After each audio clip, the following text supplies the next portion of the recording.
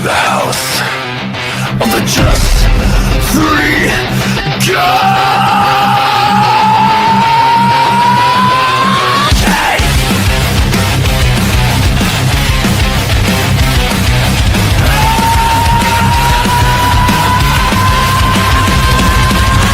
Reece cracks the match. Josiah fans the flame. Temple brings the hammer down. Say the names, say the names. House of the just three guys. Kick the door to the echo rise. Weekly still take a dark rise. Josiah, Temple, House of the just three guys. Left in the dark where the dead all dies. Trapped inside what's a chaos cry. This is your war that life. Hot takes swing like a bomb war bounce. Truth inside like the pain you felt. Three sharp tongues at a crooked table. Tear down myths, brick by brick. Unstable. House of the just three guys. Kick the door to the echo rise. Weekly still take a dark rise. Josiah, Temple, House of the just three guys. Left in the dark where the dead all die. Welcome back to the wrecking light. This is your house and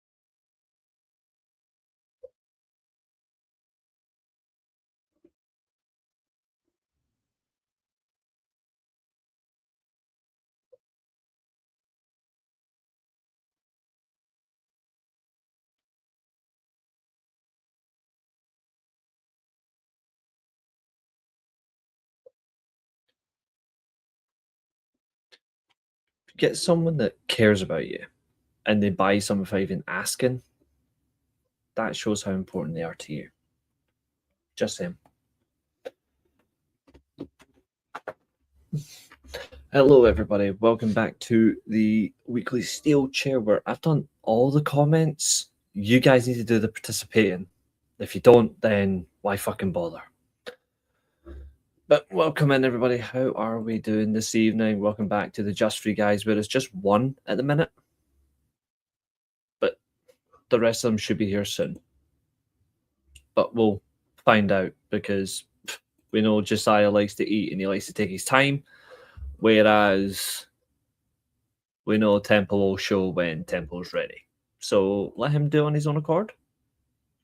Good to see it. I've not played that as I've never had a GameCube. Oh, Bill, you're missing out. I've been searching for this game for a long time, and then somebody that means the world to me found it and bought me it. And now I can change the size of names. I can make our name tags massive.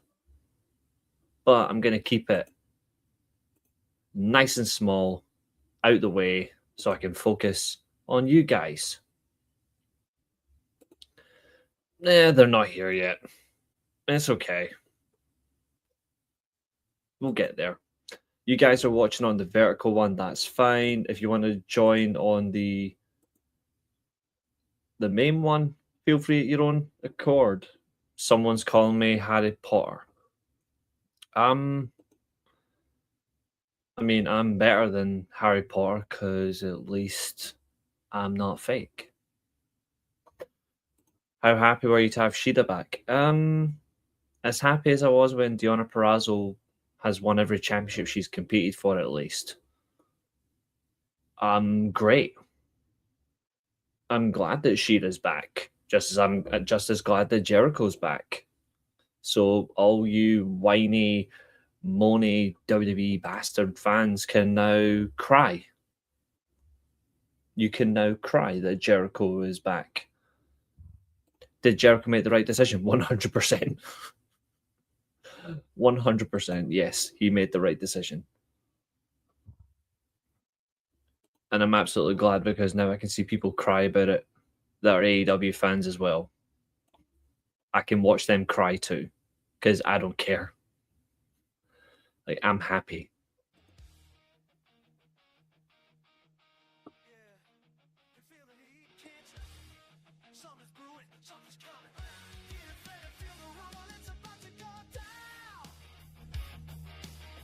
He's made the right decision.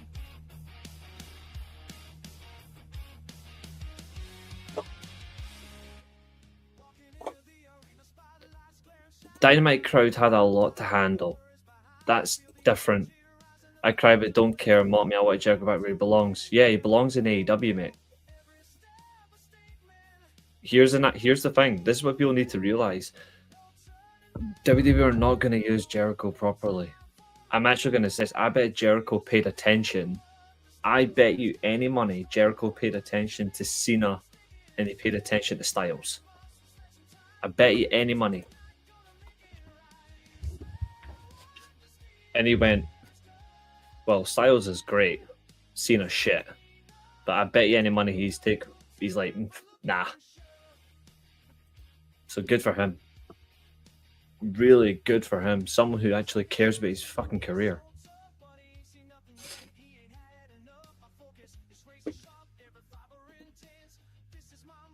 It is great to see Jericho. The wrestling world needs Jericho. And people don't realize just how important Jericho is. Exactly. Abel gets it. And James understands as well. Like, here's the thing that matters. People say, oh, Jericho belongs here. Jericho belongs there. No, Jericho belongs where Jericho feels in his mind. Should Kenny win the title? Yes. Me and Josiah have the same opinion. MJF only won it for a short run. 100% it's time to put the belt on Kenny Omega. Put it back on him, make him a 2-time champion, and let him run it until Ospreay turns heel. Now's the time. Anybody who thinks he shouldn't win it, then I will laugh at you all. I'm sorry, but I will. But tonight's actually a good thing. We're already getting these in the chat already. Tonight isn't about an AEW Dynamite and Collision review. This isn't about me shitting on TNA because last night's show was crap anyway. This is about having fun because this is day one of the new me. Now, people might say, why am I saying that? Only select few know, and select few are going to stay that way until I feel like it's the right call. Is Kyle Fletcher injured for a while? I don't know how long he is injured for, but yes, Kyle Fletcher is unfortunately injured. Oh, Abel, straight in with a super chat. You absolute machine. Thank you. Let me just quickly bring that up, sir. Jericho is AEW. Good call. Just a shame I won't see the list. Well, you technically have had the list of Jericho in AEW. It was a part of an entrance, but at least you technically got it. The thing is, though, is the list of Jericho, what's he going to do with it in 2026? You know? I agree on Kenny should win it, but I'm not sure they'll do it. Yeah, I think that's fair. I do look the same, but it's not about how I look, if that makes sense. So for context, the Discord chat knows. Billy knows. My dad knows. My manager at my work knows. And my closest friends know. Everyone else, no. Like, very, very specific group of people know. And that's how it is. I've just got my dinner heading home now. Good lad. Right, anyway, so like I said, today's the first show of the new me. That's the whole thing, though, Abel. With Kenny as the champion, you will get new challengers. So, this is the first stream of the new me. But tonight's show is, I want the Painmaker back as well, but I want it to be mixing two things at once. I want him to use the realism of Jericho for when he was a heel years ago and the Painmaker all in one and bring it in. Are you Batman? I wish. Tonight's show is about fun questions from you guys, rankings. This could be wrestlers and companies or just wrestlers in general. This could be matches, championship matches, feuds. We're going to do a couple of tier lists and fun wrestling debates brought on by you guys. Now, I want you to think of some, ask them away, and we'll do them all. Lipsticks and Lariats is on Sunday, 3 o'clock US time, which is 8 o'clock UK time. Sticking with that time because Katherine doesn't like an hour early and it's fair for Nikki. Oh, well, how would, funnily enough, I've just mentioned her. I've just mentioned, how funny is that? Hello, lovely. Popping in between work meetings, love you, Reece. See you later. I love you too, Nikki. Good to see ya. Yes, Nick and Nikki are live tonight on their channel. Go and show them support as well. They'll be there on their show. I'm really looking forward to it. We're going to have a bit of fun. One of their topics is actually interesting me because I'm not sure how to react, and it's Sami Zayn winning the US title, and I'm like, I still hate it. But I don't know. I'm going to be fair, you know? I'm always fair. But it's good to see you, Nikki. Don't rush to anything. Let yourself feel comfortable with what you say. If anyone does ask me on here, I'll be open and honest, at least. I'll be fair. Rank Jericho factions. And thanks, Carl. Jericho factions. Let's see. Jericho's had... Well, he's had the Learning Tree. He's had the Inner Circle. The Jericho Appreciation Society.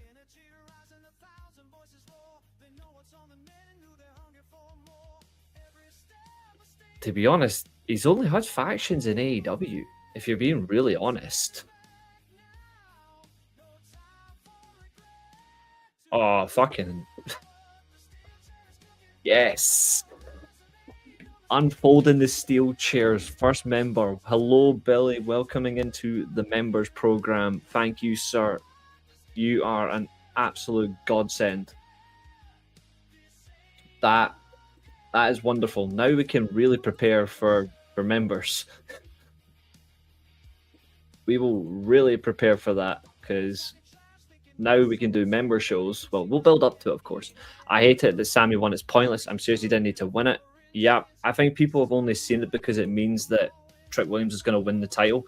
I'm going to be really honest. I think it should have been Trick Williams versus Carmelo Hayes for the title, even though it's not really a good match. The Un-Americans,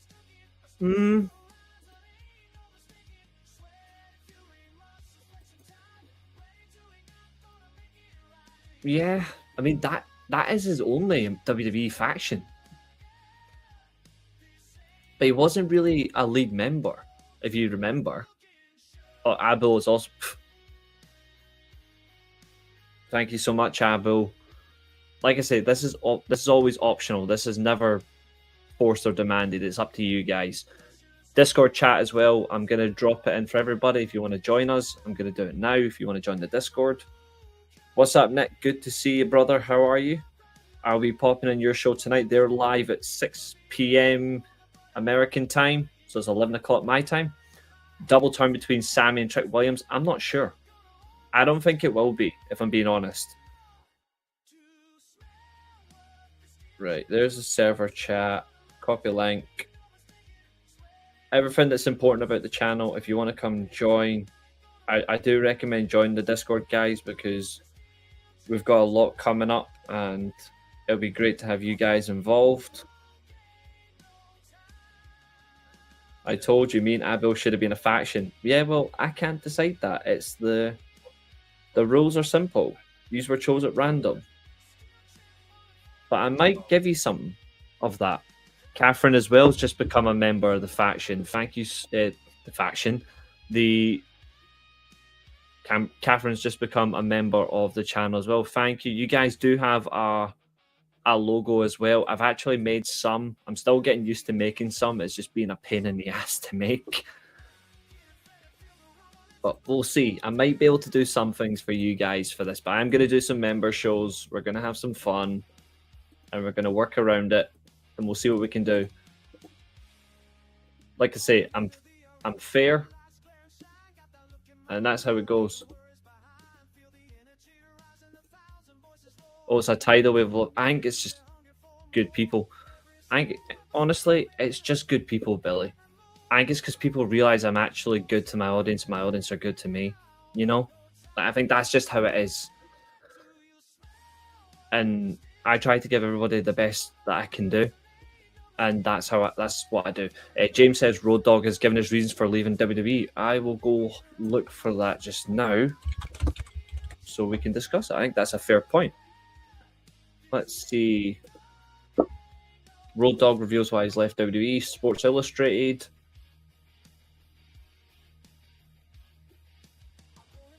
Okay, so he's spoken about putting the US title back on Chelsea Green, but he was disagreed, which created awkward tension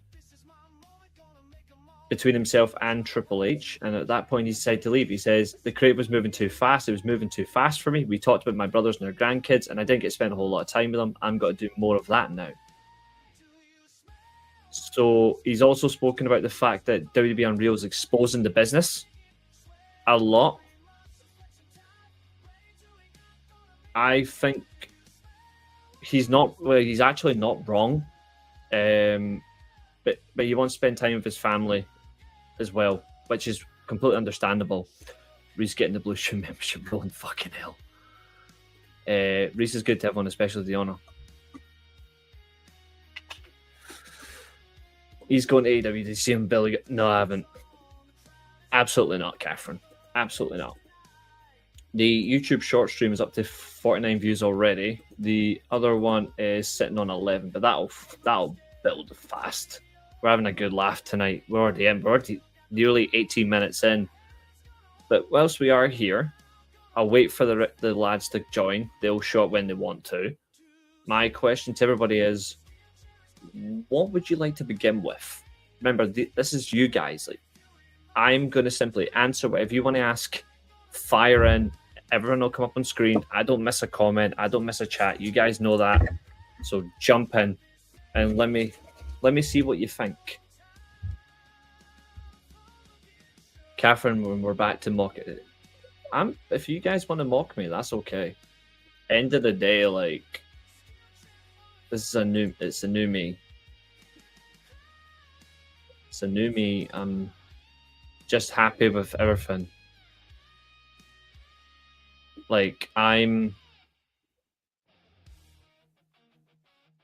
legalized under what's changed with me. Put it that way. Congratulations to all new members. Your prize for parting ways with your well-earned money is getting to view more exclusive streams with my face on it.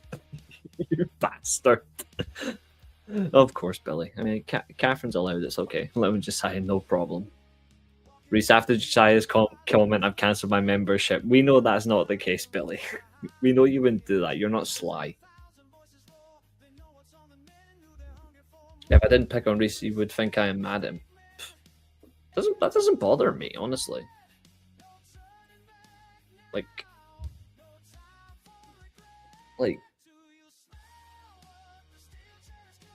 there's worse things in life to get offended by humor.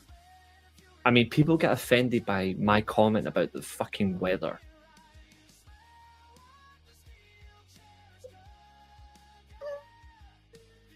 He swore. He said a bad word.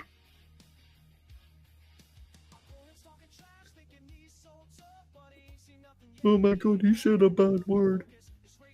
He swore about the rain.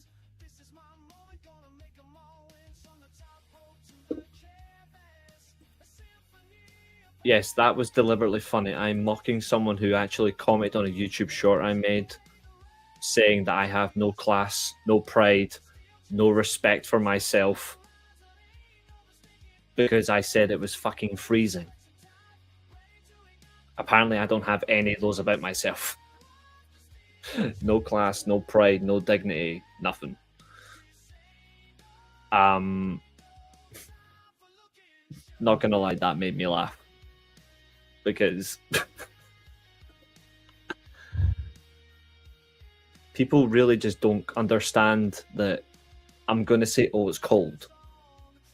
No, that's not exactly how it is. That's not how it is. Happy Holy Friday Weekly Steelchair Community. It is indeed. I mean, I'm not holy, but you know what I mean. But it is Good Friday. So to those who do celebrate Good Friday to you. Also, Reece, well done on getting the information you need the other day. Thanks, mate. I really do appreciate it. Thank you.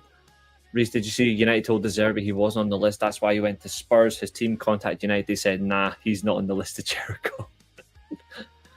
I did see this, and I will say this now. I am really glad that he isn't getting the job, because that's one less issue. You know what we should have said to them? Yeah. That. Where's the world's smallest violin when you need one?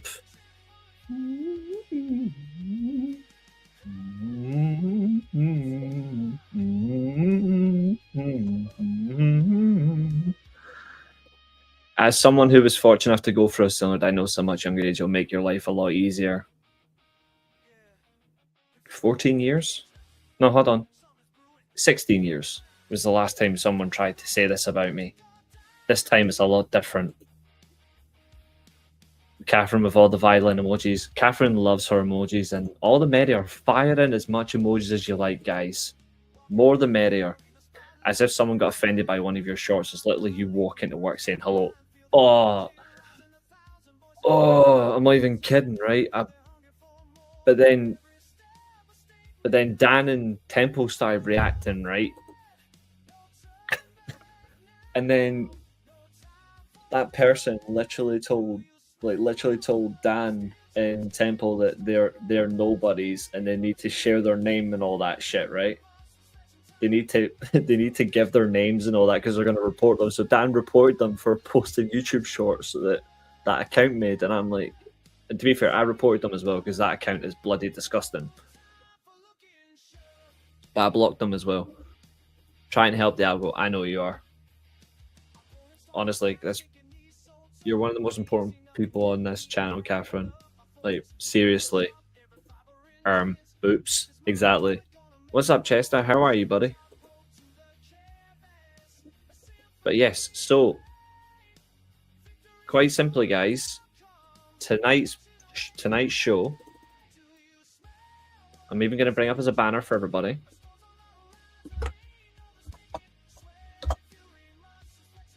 Right above you. This is tonight's show.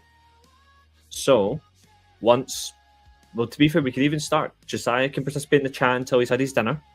I'm glad to hear you're doing good. In the chat, I want you guys to start asking as much as you like. And you know me, I'm honest. I always give my fairest response. I will do the same. But now, Maria asked earlier on, rank the Jericho factions. Inner Circle number 1, Un-Americans, Jericho Appreciation Society, the Learning Tree. If we're just talking general factions, those are his only factions, because I don't count Suzuki, Gerald Suzuki and all that stuff, you know? What's up, Jesse? How are you? How are you doing? Lamal, Billy, yeah, no one can take that from you. Thank you, Katherine, absolutely. And Billy says, yes, you've won the first Steelchair member. Yes, you're the first member of the channel. I will grant you that. Jericho's had terrible things to say about Triple Mark. Jericho knew Triple Mark was going to make him jump through hoops. Say, true, but Jericho's also smarter than Triple H. He's made the right call staying where he is. He's in a place where he's actually going to be treated better, he's going to be booked better, and he's going to be used properly. He's not going to be made to tap out to Gunther for the sake of it when Jericho could outwork and out-promo and out-wrestle Gunther in his sleep. So, exactly. More the merrier. let's get another song on.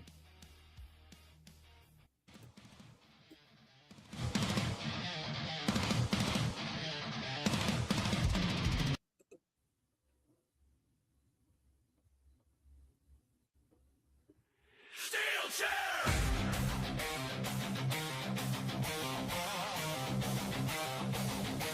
Steelchair!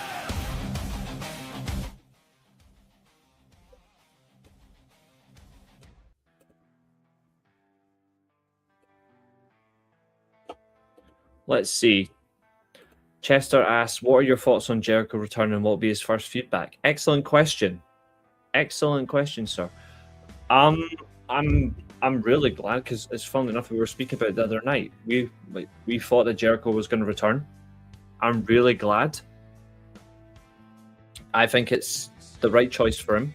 I think he's, even though people are going to disagree, I think Jericho has a lot more to offer in AEW than he does in WWE. I think Jericho has a lot more younger talent that he can mentor and help develop, get to the main event scene. I think he can help get more talent over as genuine contenders for championships. I think he'll be able to make more pay-per-views a little bit more different. I think he'll be important to booking and creative. So I'm actually really glad. In terms of his first feud, I'm not sure. But I would like, if I'm being honest, I would like his first feud to be... I actually want his first feud to be Jack Perry. I know people might be surprised by that, but I want Jericho's first feud to be Jungle Jack Perry for the national title. He doesn't have to win it, but I want him to be the first for that. I'm going to be honest, I know many don't agree with me, but I'm actually excited for Obafemi versus Brock Lesnar. That's your opinion, dude. I'm still not sure yet on Obafemi. I still don't understand him. Yep. I told people that he got into so much shape and they never believed me. We never saw Jericho versus Swerve ever. That is true. I think we will, though. I think we will get that. I think that's coming as well. Yeah. Yeah, I really want to be Jack Perry. I think it's a great first feud to return to. And Jack Perry, exactly. Jack Perry needs it. It'll be a good one for him. Ooh, the mystery call. Randy mystery call happens tonight. Who's it going to be? I'd like if it was himself. I think a lot of people are in the same opinion that it is Randy Orton. I don't know. I hope it's not someone dull. I hope it's not someone like Sami Zayn being a junkie and he's on the phone like smoking weed and then he helps out Randy Orton. I want it to be something interesting. If it is himself, then cool. I want it to be David Hart Smith, but it's not going to be. If it's his dad, then ugh. I just don't want it to be something totally boring, you know? But hey, I mean, they booked a Mania match between Gunther and Seth Rollins. If we know that WWE doesn't make sense, then there's further evidence, so who knows?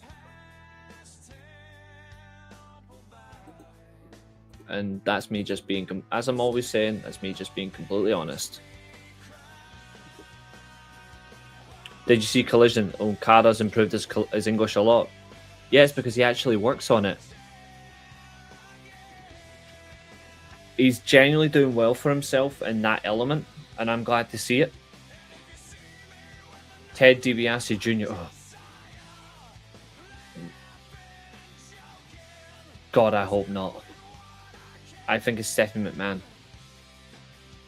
If it is, it's just disappointing. Whoever invented noodles was a fucking genius. As long as it's not The Rock, I'm cool. I mean, what if it's Travis Scott? What about Jericho versus Copeland in AEW, like their match from WWE?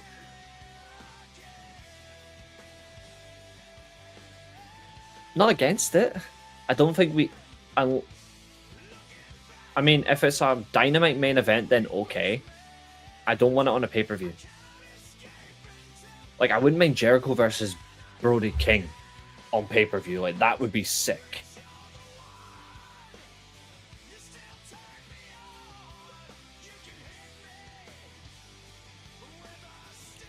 We have another new subscriber called Gavina. Thank you. I've got no idea how I'm going to pronounce that surname. I'm sorry. It's probably I Shall Speed. Jesus Christ, Dan. Jesus Christ. If it's Travis Scott, I'm watching paint dry on Mania weekend. I mean, to be fair, Mania weekend will be, yeah. Are the Rascals taking too many losses? Nah, not really. I don't think so. StreamYard has lost access to your Kick account. Well, reconnect it then, doofus. Who authorized this? I don't think the Rascals are taking too many losses, to be honest. But I can see why you're thinking it, though.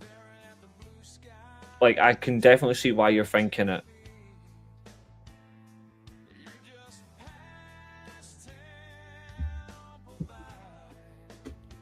I did see the match announcement. Apparently, Io Sky versus Asuka is coming as well.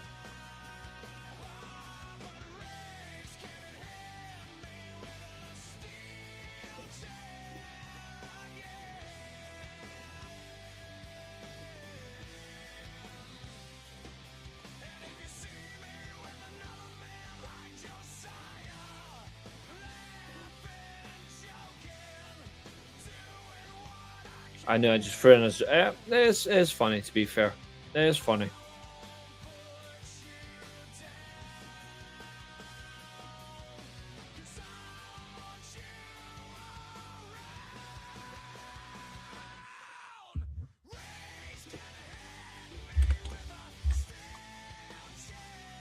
Is Eilidh turning against Babyface against Dom Family?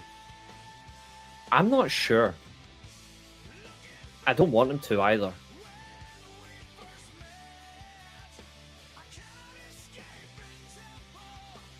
Yeah, I think it's not even that fun. I don't like the idea of it.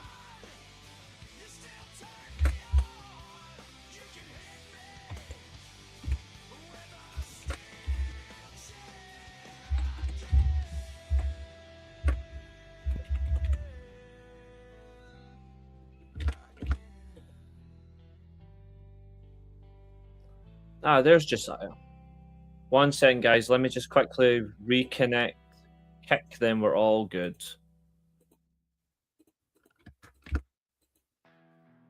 Kick decided to bugger off. Go away.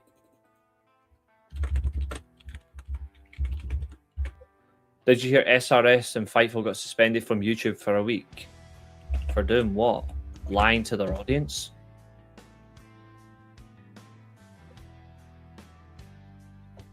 Why is that? What the hell? Right, where's Kick? Hold on. 25 years since Mania 17. Yep. Don't remind me. Even though we did do it the other day. Why? What is going on?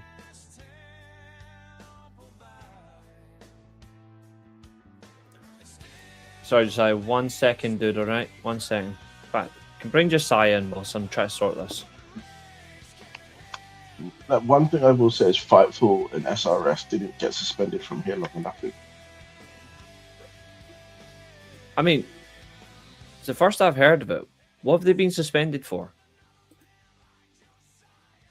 I've got no idea, but it should have been for longer.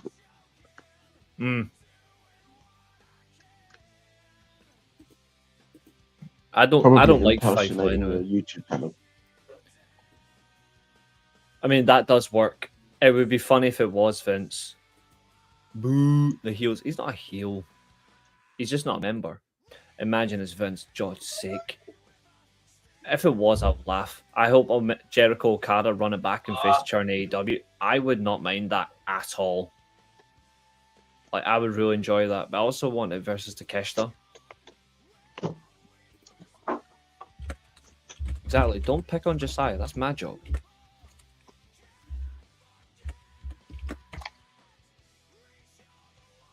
Right, there we go. You better bloody connect. What are you playing at? Right, Josiah, talk to your fans.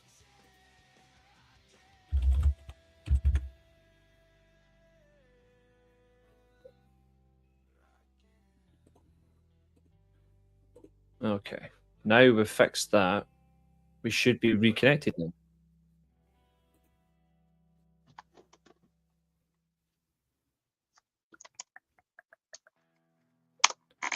There we go.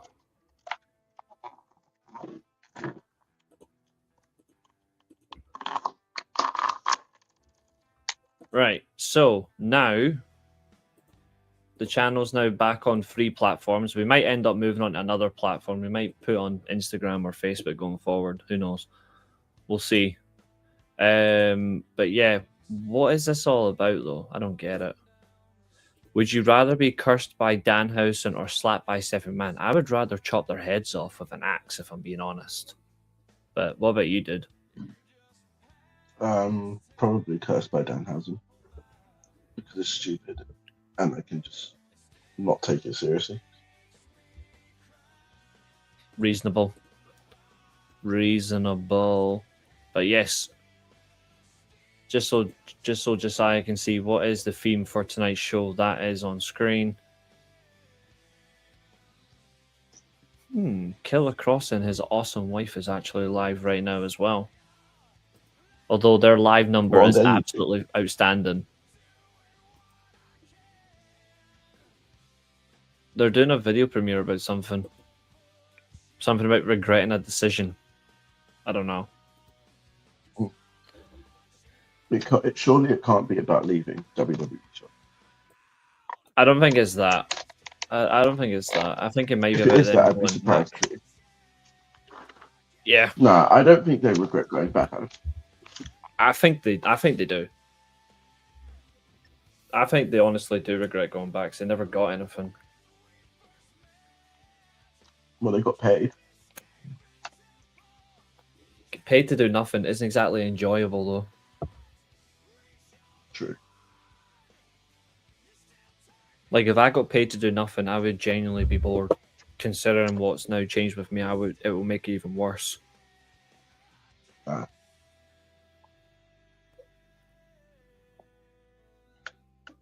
Yeah, this Well, needs to be some fair, script. most people are bored at work when they get paid. Imagine. Yeah, I suppose that's fair. Yeah, Roy Sheen, evening. I think someone's regretting a decision. But yes, so chat. What are we thinking? I want to hear what you guys want to ask. Myself, Josiah, Temple, if he ever decides to show up. Hopefully he does. Real debates, tier Well, list. he did say that he did say that he fixed his powers, so he should be here. Yeah. Let me just get up the... Just in case we decide to go... When we decide to go to tier lists, I'll bring some up. But for the meantime...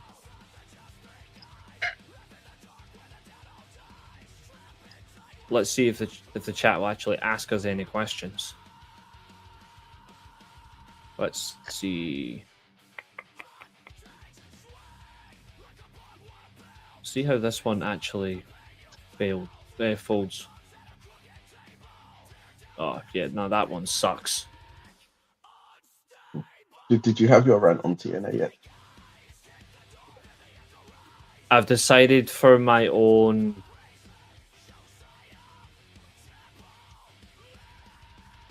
For my own understanding of my new well-being, absolutely not, because they're just a waste of my time now. Like I'm ready just to tell them to bugger off, and that'll be the end of it. Like I really do not care anymore about TNA. Everybody has a price for the $1 million man. Colton has been cleared. Bang, bang, gang, back together again. Good. Well, That's Jay what White matters. is still not quite. He is cleared though. Like he's cleared. The only one who wasn't was Colton. Billy, I can overlook that one flaw. The flaw of you being a Liverpool fan. This is the thing that I don't understand about AEW, if they still don't have any plans for Jay White, just send him to Japan for 2 weeks. Or Mexico. What is the final Mania you That would be- enjoyed? Is that meant to be first Mania, Maria?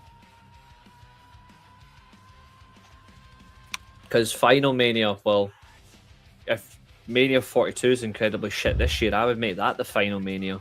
The last The first- WrestleMania that I enjoyed was probably 37.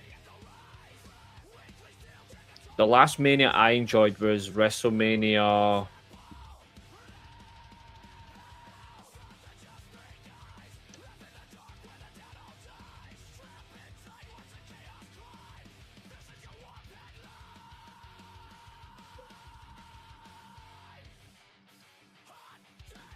Mania 24. The last time you enjoyed a Mania main event. The last time you enjoyed a WrestleMania event. Well, the last time I enjoyed a WrestleMania event was probably WrestleMania 24 or 25. So a long time ago. Ooh. That's not funny.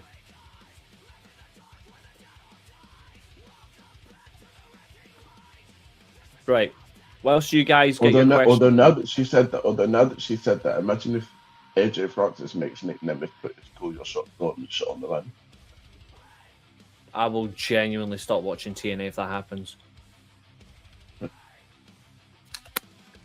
28 for me. Cena getting beat was brilliant. It was. Although 28 had some decent matches, but the best one on the card for me was 100% Jericho versus Punk. You know what? Looking back in hindsight, The Rock having The Rock beat John Cena was probably the wrong decision. Yeah, I suppose. WrestleMania 25 is generally the last WrestleMania I enjoyed. Fair, Abel. Fair. It's Abel Francis, please. We're going to start with our... We'll do, so whilst everyone's doing their... Whilst everyone gets questions in, and I will star them,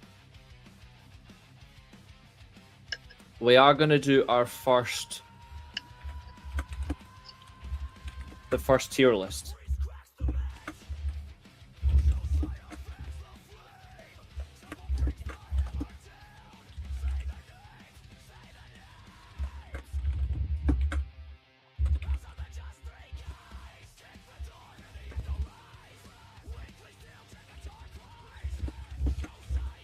Maria says The Rock winning was the right decision.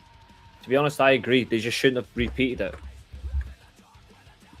And that's why I think it was the wrong decision. The only reason that they repeated it was because they wanted Cena to get a win over it. And my theory is Cena beating The Rock at Mania 28 stops the whole Rock beating CM Punk thing. Because the only reason they did that was so that Rock could pass the torch over. And he didn't really pass the torch over either, let's be real. No, because by that point, Cena had already had it. Great question, Jesse. What do you guys think about Italy not qualifying for a third straight World Cup? Well, I'm absolutely pissed off. Embarrassing. It's embarrassing. That's what it is. Like I am. Everyone knows, like, I'm part German, part Italian. I'm fuming that Italy aren't there because it shows more and more them not listening to Baggio pisses me off. Yeah. He told them to go back and revamp the grassroots. Go back and revamp the youth sector for club teams and international scene, and go back to a style of football that fits the Italians. They've tried to become Spain, and it doesn't work. The Italians are better when they're compact defensively, they play a high press, and they will look to beat you on the counter-attack or by quick pass and play. They are not about possession football. You know what they did? They looked at the Euros. They won the Euros because the best team at the Euros, and they thought, because England were crap, and they thought, this style of football actually works because we've won something. Let's carry on, rather than looking at all the case studies. If you actually look at the Italians at their best, Baggio didn't write a 900-page dossier of information for you to take, for you to lose to North Macedonia, whoever you lost to the first time, and then Bosnia. North Macedonia. Hmm. The favourites to get the job, by the way, at the minute, the front two is Conte and Allegri. Cannavaro, Pioli are also linked to the job. Well, I'll tell you this now: if you give it to Conte, nothing's going to change. I agree. I actually think the Italians should give the job to Pioli or Cannavaro. Because what will happen if actually, you give to it be to Conte? fair, You won't qualify. He'll fall out with the board, and then they'll sack him. yeah. Actually, to be fair, there is one other name I wouldn't mind giving the job to. Baggio. He isn't a manager. But they should have him involved on the board. Because the president as well has also resigned from the FIGC. Oh, yeah. Buffon's resigned, Gattuso's resigned. I actually think they should consider giving the job to Simone Inzaghi. Even though he got embarrassed in the Champions League. Yeah. I still think in some elements he can at least make Italy regroup under a system, get players playing in their best positions, and just focus on dominating again. I think it works for them. Otherwise... You know who would be... We've talked about this before, but you know who would be perfect if they were to leave their club? Go on. Simeone's. Literally the master of defensive football. Yeah, but he would only go to Uruguay or Argentina, which is crazy. He would go to Uruguay because of the strong passion he's got for them, but Argentina is the only other one. He would only go to Italy to go manage Inter, not the national team. Yeah, I do think though they have. I think they need to get someone in now that will actually look to revamp the team. Cannavaro would be a strange one, but I understand why he's linked to the job. But I wouldn't be surprised if they hired Ranieri. I don't see that happening. I wouldn't mind actually them going back to Mancini. He wasn't terrible for you. But I think the one thing they have to do though is whoever gets the Italian job, they have to say, look, we need to revamp the first team. Serie A needs to start doing better with young Italian players getting into first team football and change how the league plays in Europe, because that's another thing that's got to change. They've got to be more intense in the Champions League, because league format, the league is good. Yeah, but when you get to that Champions League, you get bounced pretty much at the first knockout round. That's what I'm saying. Like the intensity has got to be up 50 and to 100%. In some cases, you don't even get to the knockout round. Yeah, like the intensity has to be higher up. Listen to Baggio. I agree with that. Argentina is the goal. No. No, they're not. They're a great team, but they're not better than Brazil in terms of historical.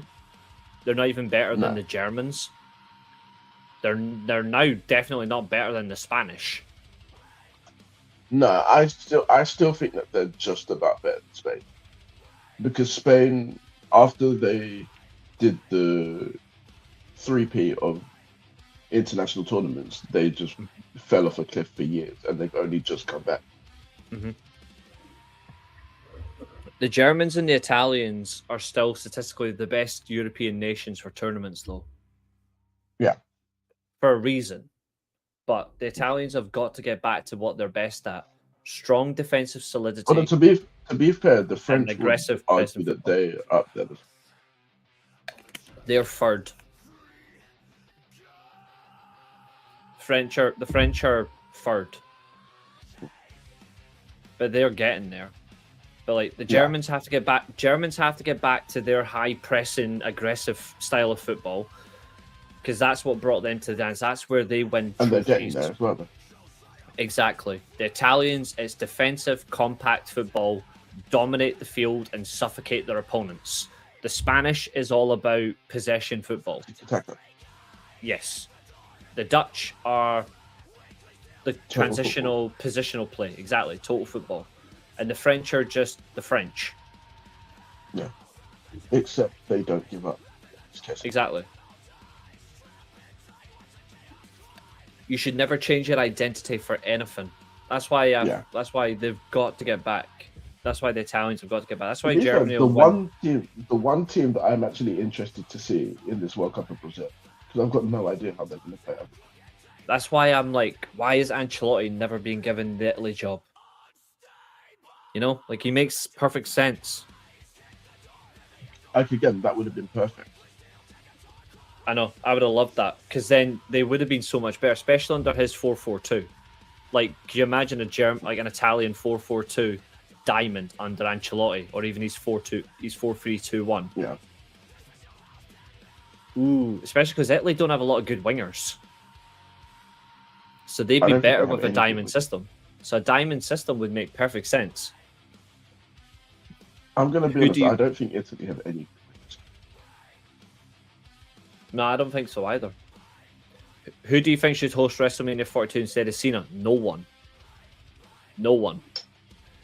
Madonna. I think you meant Maradona. Maradona or Pele. Success-wise, it's Pele. Overall enjoyment for me is Maradona. I don't think Pele is the greatest Brazilian player, though, if I'm being honest. I think it's either Ronaldo or Romario. Yeah. R9's the greatest striker I've ever seen live. I'm proud of that. Germans are technical masters. Need to get back to that system. They'll be unstoppable. Yeah, technical, high-pressing, aggressive football, outworking their opponents. You know what's even funnier is the Japanese have taken the German style of football, and that's why they're dominating Asia. They're amazing. They're amazing. They're the team that everyone should be worried about the World Cup. And I got to see that firsthand, which I'm very happy about. Yep. Same. I love Japan. I actually think Japan, if things go well, Japan could get the World Cup semi-finals. I think so as well. And I say that not because, it's Japan, like, make it happen. I say it because, like, they are so hard to beat, but they work so hard, and they've got a good squad that is united together, and that's how it should be. It'd be really hard to stop them. I loved Bebeto. And I want it for their fans as well, because their fans are just amazing. I want to see an African nation win the World Cup, but I really want to see Japan win a World Cup more than anything. Just as much as Scotland, I would love to see Japan win a World Cup. England will struggle at the World Cup, and from a Scotland point of view, from what I saw, I'm not confident at all. Scotland playing the 4-4-2 diamond is essential, but Scotland really miss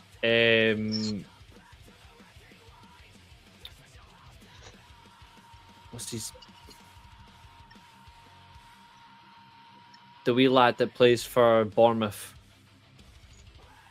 Ben Doak. That's it. They miss Ben Doak in that team. I like the fact they play McTominay as a number 10. And I like the striker options, but they're better playing that system. I do not want to see Scotland play a back 3 or a back 5 at the World Cup. Otherwise, you may as well send us home at the group stage. Not really. That's a sweet brand, Billy. Say again? I was saying that's a sweet brand. How so? No, it's literally a sweet brand. What, Bebeto? Yeah. I don't know. Haven't got a clue. Oh, another thing as well. Fuck Harvey Barnes. And Elliot Anderson. Fuck the two of them. Elliot Anderson's probably the only England player that played well against Japan. I know, but it still pisses me off that he chose England. It's just infuriating. To be fair, my favourite Brazilian midfielder is a difficult one to choose, to be honest. Anyway, let's do one tier list before you guys ask more questions. Surely it's Casemiro, no? He's not my favourite Brazilian player. Midfield-wise, no. Honestly, it's either Ronaldinho or Zico. But I'm a big fan of... So you're considering Ronaldinho a 10 rather than a wingers? More or less. It's what he's always said he was. He just played as a wing position. Like Kaká as well. Like Kaká's in my top 3 as well. 100%. Like, I prefer Kaká to Ronaldinho. To be fair, there may be a bit of AC Milan bias in there. True, but I've just always loved Kaká. Yeah, Yeah, Ronaldinho's documentary is out soon. That is true. And come to think of it, that AC Milan Man United Champions League semi-final must have been heaven for you. It's the best Champions League semi-final I've watched where I was like, shit, who do I watch? Who do I want to win here? It was fucking gripping.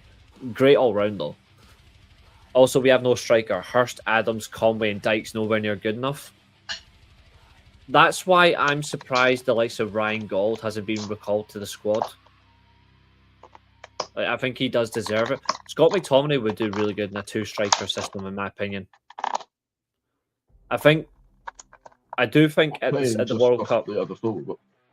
yeah, behind someone, like, I wouldn't mind that. Then you could have another number 10. Like, I think the options that Scotland do have, like, I could easily make a better Scotland team than what they predict. I do remember Rivaldo, yes, great player, bloody cheat. Hurst and Conway have got potential to be great Scotland strikers, though.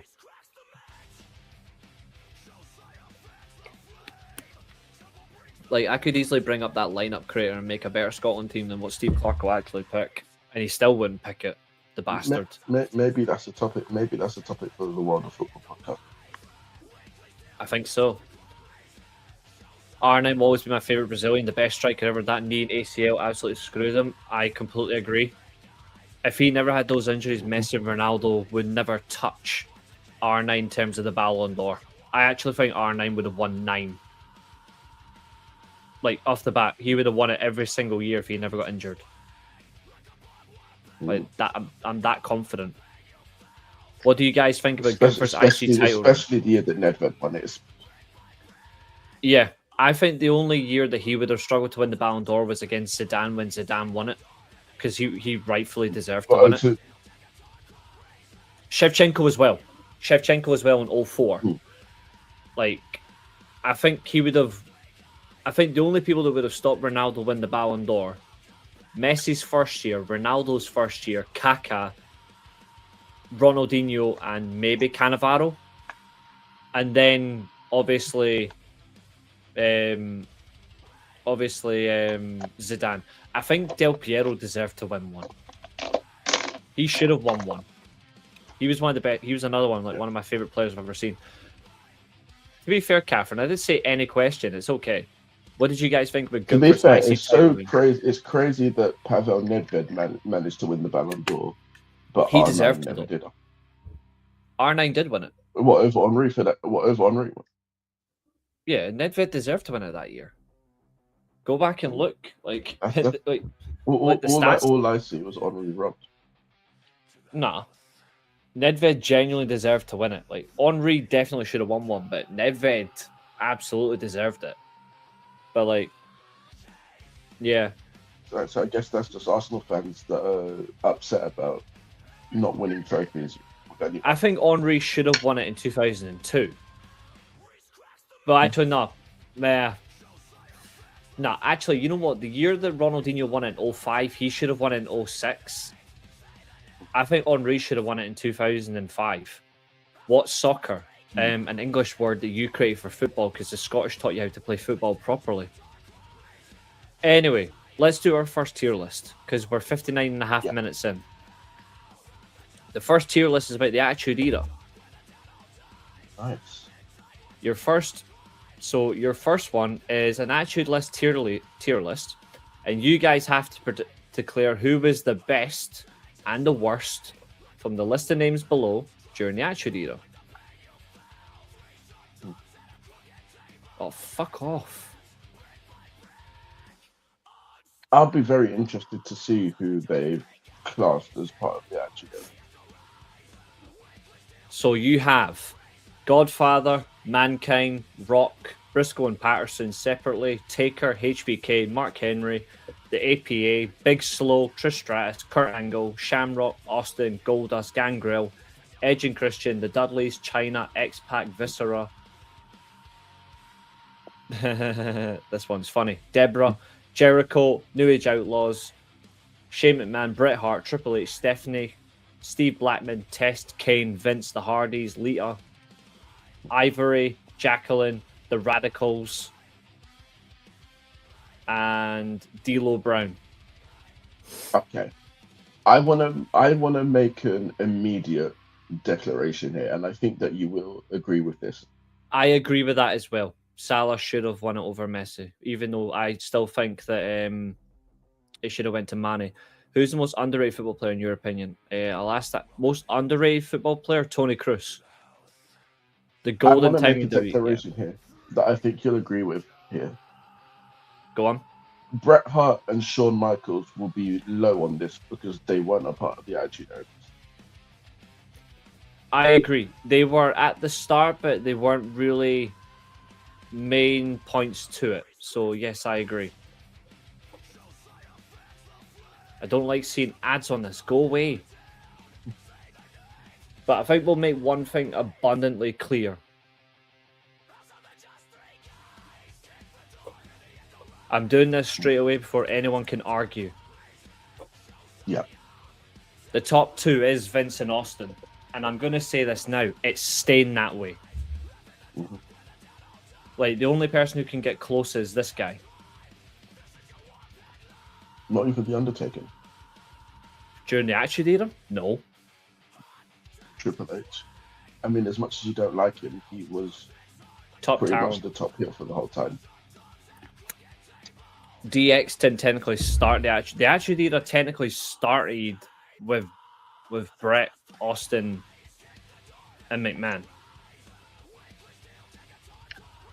Like, for me, like, I would put, like, for me, like, if you're looking at, I mean, I guess it all depends on what you class as the Attitude Era started. the Because Attitude Era, loads of people say that it's WrestleMania 14, but for me, it's the night after SummerSlam 97. for me, the Attitude Era started at WrestleMania 13. Brett versus Austin's the start for the Attitude Era for me. And then you've got Hart versus Soul with the Shawn Michaels heel turn. For me, that's where it starts. It starts the Raw after SummerSlam 97. That's fair. I always just think that it's the Mania 13, but that's fair. But I'm gonna put, let's see. Abel says The Rock, top talent with Mankind and Triple H. I think what we could say, I think that's actually, why is that? There we go. I think that's actually very fair, and I am a diehard Rock fan, so like, I'm happy not to put him in the top tier because when you think about it, when you think about Attitude Era, the first two people think about are Vince and Austin.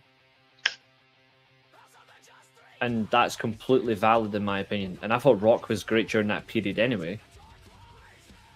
But it's simple facts. Lita, greatest for me. No. Luckily, she's not going there. She didn't get good until afterwards. Some of these are going to be really difficult, by the way. But I'm going to put it now. Yeah, I'm going to put HBK and Brett in the top talent. In fact, no, actually, I'm going to put them in. I'm going to create a different one. And I'm just going to add a row below. And I'm going to call it... Not present, I guess. No, Kickstart. Kickstart. Yeah, Kickstart. I think that's more than enough. And I'm just going to leave Brett and HBK in there. It's not average. It's not below anything. It's just simply they kickstarted it, but they didn't matter. X-Pac strong mid. I've got an interesting one here that I want to get your take on, and I think it'll be interesting because they're not typically what you think. That's fair. I'm torn where to put Kurt Angle in. Yeah, I'm thinking Kurt Angle is. I put him top talent because he wasn't what he was until the Ruthless Aggression era. Exactly. I think top talent's fair. But I I'm do agree thinking, with. I'm thinking the Hardys, Dudleys, and Edge and Christian go in the greatest, just for what they did for tag team wrestling. I agree with that. I do agree. Where would you rank Dino Bravo?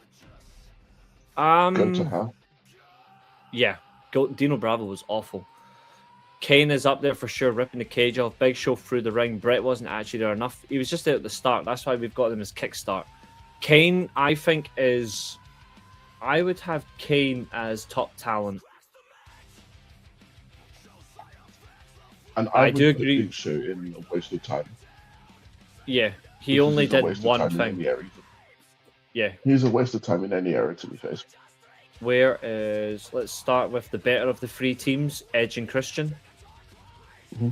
The team that are still going at a Top respectable level. level. Yeah. Because the And not Hardys, apparent. they're a joke.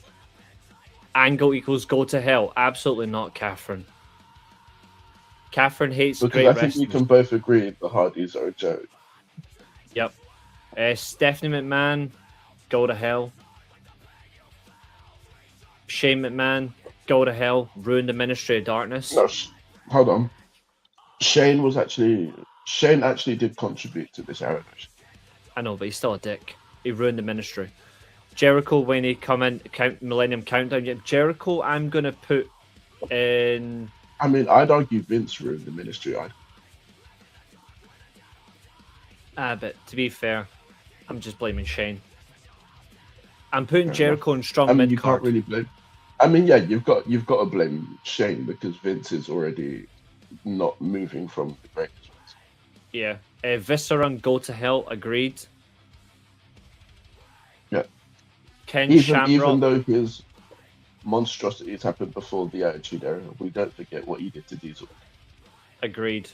Now we can go with... We'll leave some to the last. So we'll put Taker, we'll put APA, we'll put Trish, China, Shamrock, and we'll put New Age Outlaws to the end. I see a load of strong mid-carders in that. Yep. Reece, do not ignore my Mae Young comment. This woman went through tables and gave birth to hands. Mae Young was relatively not interesting.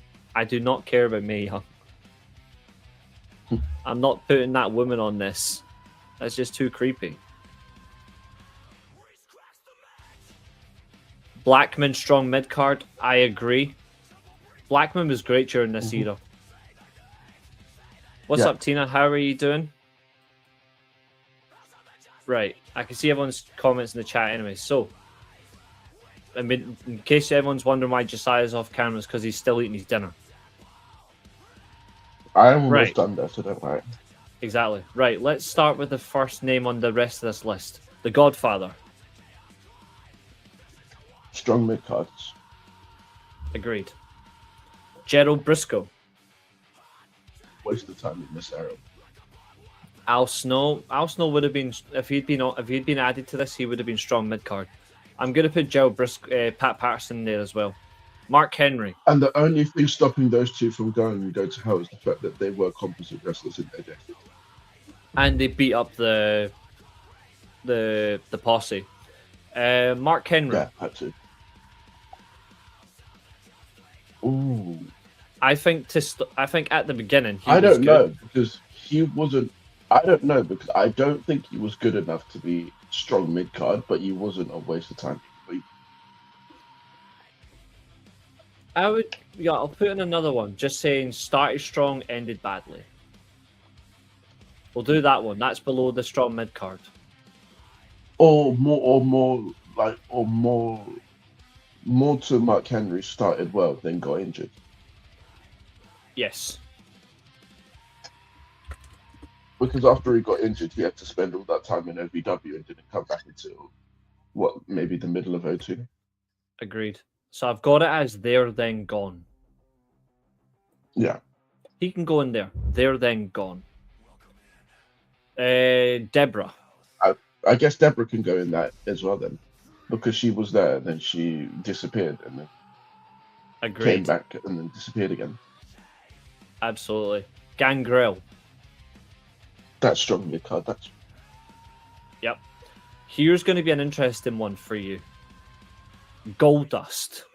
I'm putting him in top talent now. Thank God you've got the same opinion as me. I thought he was genuinely brilliant in this.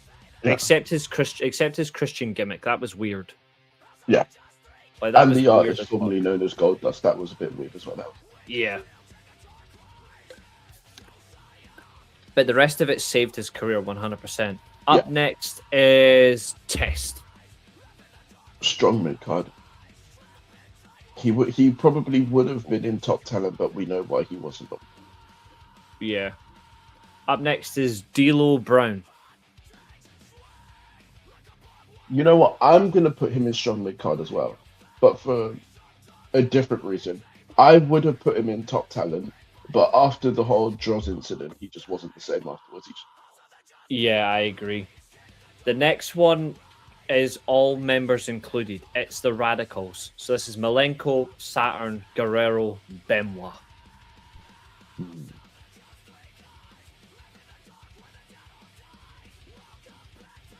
Only two I of them think we made have. talent in WWE.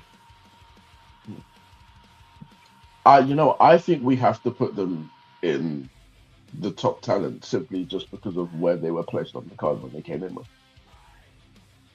That's fair. Are you guys seeing Super Mario Galaxy this weekend? I will be watching it. Yes. Project Hail Mary's quality. Billy says Radicals there then gone. I mean, technically, in ways they were in and out as well. But the only two that continuous presence and experience. Are we basing it? This is the thing. Are we basing it on the faction, or are we basing it on the talent in the faction? It's the faction combined.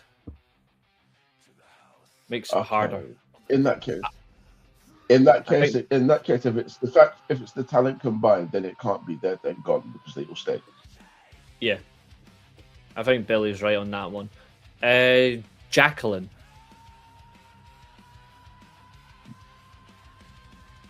I think I would say waste of time in this era because I think that she was better later on. She was so much better when the knockouts were picked up by TNA. It was so good. Lita. Again, waste of time in this era. Yep. People are not going to like that, but I agree. Because she wasn't really a wrestler. She was one of those typical managers that could also wrestle. Yeah. And I'm going to say the same for... I'm actually going to put Ivory up a lot more because Ivory, when she got into the right to censor, was actually really good. Jacqueline is a legend, 100%. We don't disagree. Ken Shamrock. Strong mid-card, I would say. Simply because he wasn't there long enough to do any more. Yeah. The New Age Outlaws. Which he definitely should have. I'd put them in top talent. Same. I agree. Trish Stratus. Waste of time in this era. Mm-hmm. Because she was awful in this.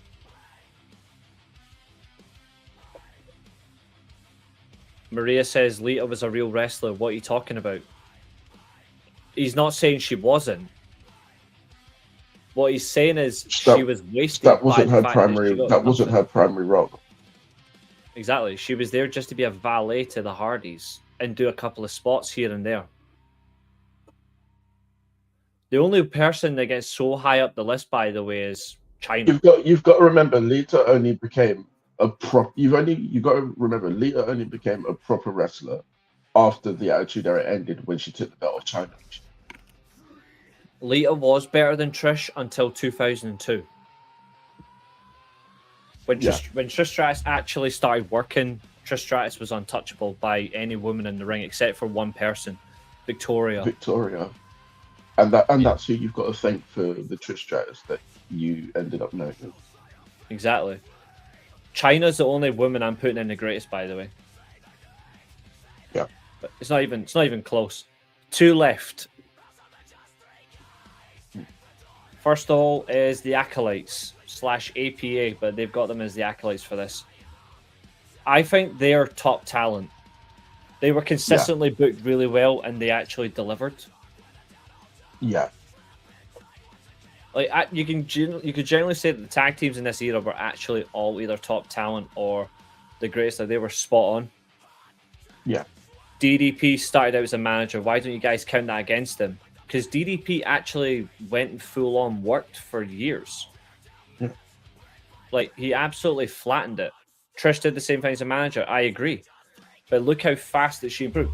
Also, why are you comparing DDP to Lita? DDP's a bigger talent, better worker, better draw than Lita ever was. Lita was actually still wrestling when she was a manager. DDP wasn't. DDP physically had to go and train. Totally different. The final one's controversial because I've said he's not in the greatest for this period. But his greatest gimmick was during the Attitude Era. I still think he should be. I genuinely think during the Attitude Era, Kane was better than The Undertaker.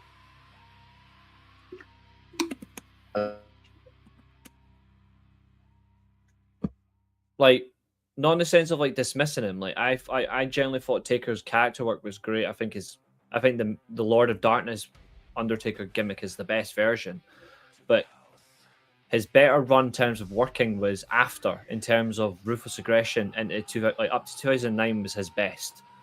As all fronts, the Attitude Era, we got to see great character work from him. You know what I mean? Like, I think there's elements. Again, you're bringing up Raven.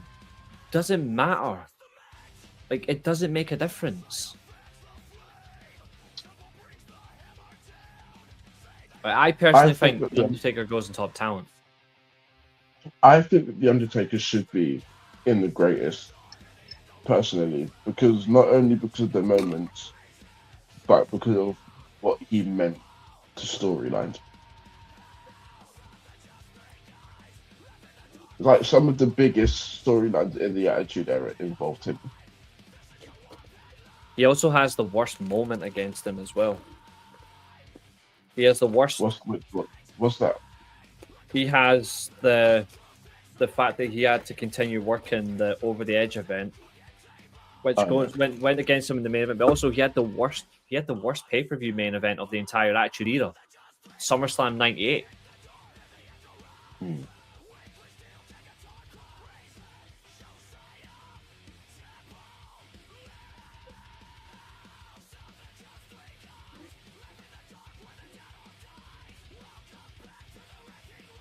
Not to mention the Attitude Era in 2000 2001, Taker was lazy as fuck.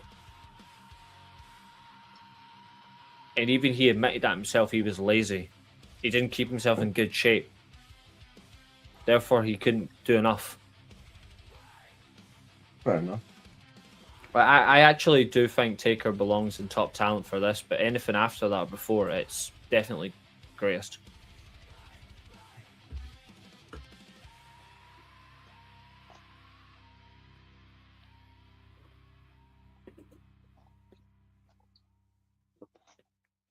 I guess when you think about it, it's fair to have Kane and Undertaker in the same category. Mm-hmm.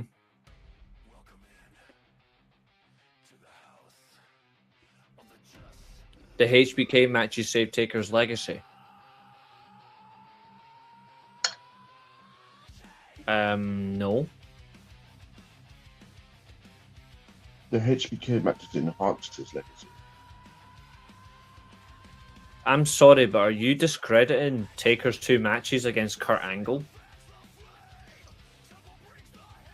Or are we going to ignore the great Mania match he had against Edge? His greatest feud is against Edge. Sable's. I'm not adding Sable to this. I don't care about Sable. Scotty Too Hotty, where's he? I actually wonder why he was never added to this. He would have been in a strong mid card. Yeah, I wonder why aren't you cool on this? I don't know. I really don't know. These are automatic. Like, Edge and Christian was good. What about the Brood? The Brood was awesome. I enjoyed the Brood.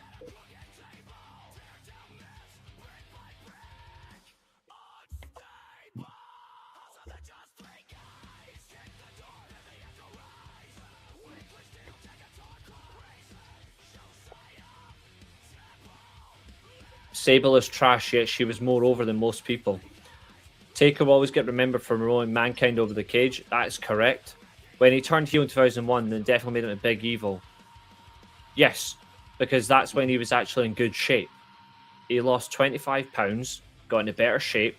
His matches were good. His promos were more up to scratch. It was definitely worth it.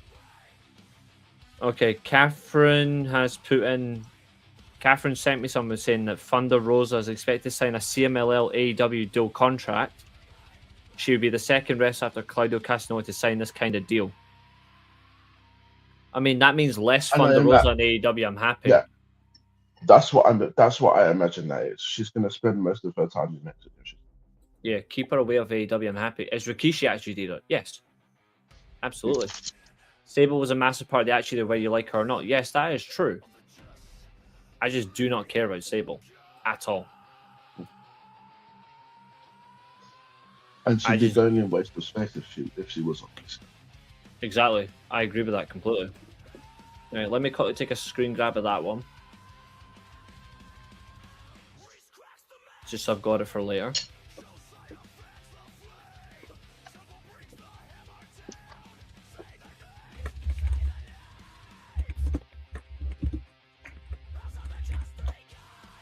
Right, let's look at another one.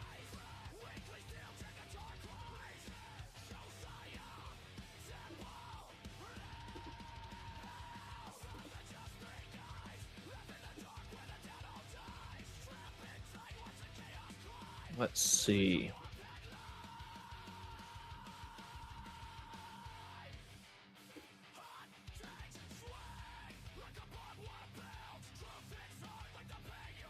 We didn't do this last time, but I suppose we can give it a try.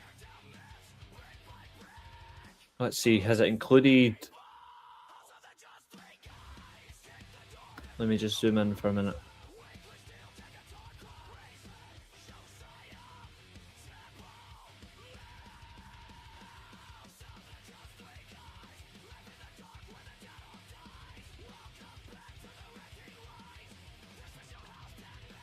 Taker had 27 WrestleMania matches, yes. 25 wins, 2 defeats.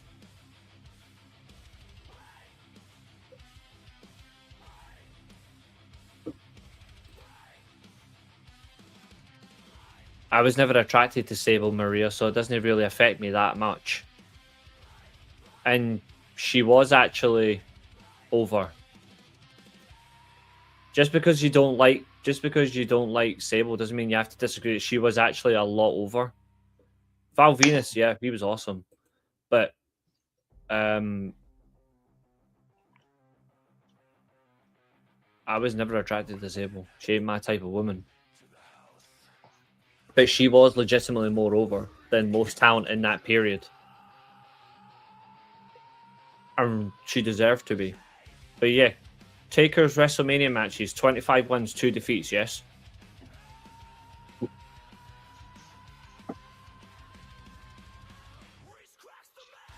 That's because you were attracted. That's because you were definitely attracted to Mae Young, Billy.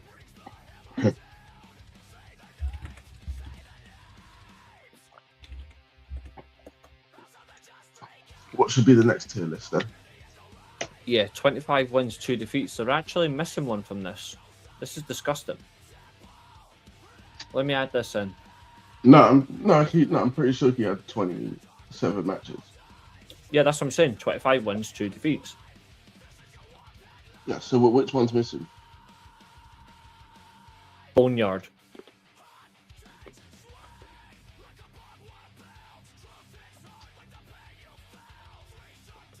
How could you miss out the very last one? No idea. I didn't even have it on this. No idea. Anyway, here's your next tier list. Undertaker WrestleMania matches.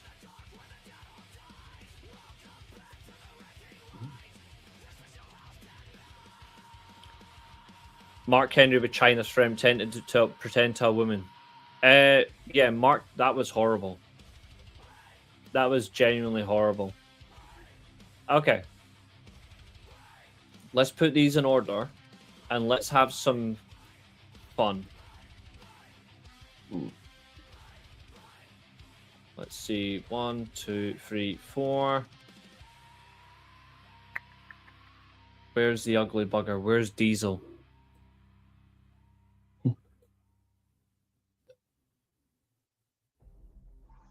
There's Psycho Sid. That's 6. Kane was 7. Then the first encounter with Triple H out of 3. That was 8-0. Mhm. No, that was 9. 8-0 was 1, 2, 3, 4, 5, 6, 7, 8.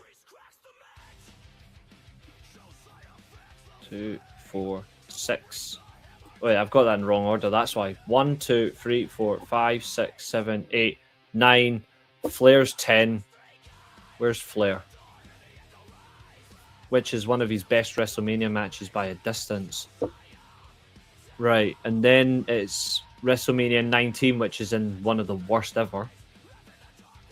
Then the run begins of great WrestleMania matches, except Mark Henry. Where is Randy Orton?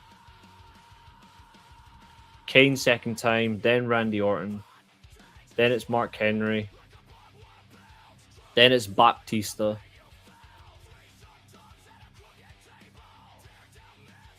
There's Edge, which is one of the greatest. It's in my top 3. Shawn Michaels back-to-back.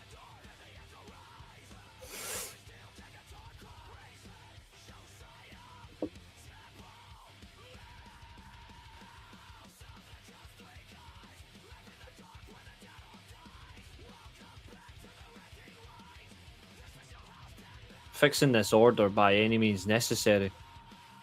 Where's the CM Punk one?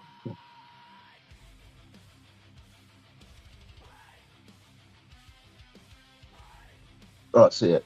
It's next to the Ric Flair one. Ah, yes, thank you. Because then we can get the Brock Lesnar. Then it's Bray Wyatt. Then it's Shane. Then it's Roman. Then it's John Cena. Then it's Boneyard. There we go. We've got the order. Mm-hmm. Yeah. I know the order. I'm just trying to find the bloody matches.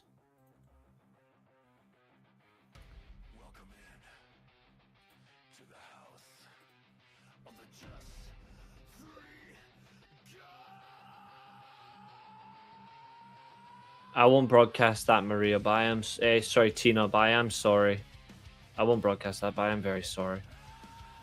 Undertaker versus HBK WrestleMania 25 is the greatest. I have 4 Taker matches in the greatest ranking. But that's it. But we'll get to them. But let's start with the first one. Let me put one underneath awful, because we need an awful ranking.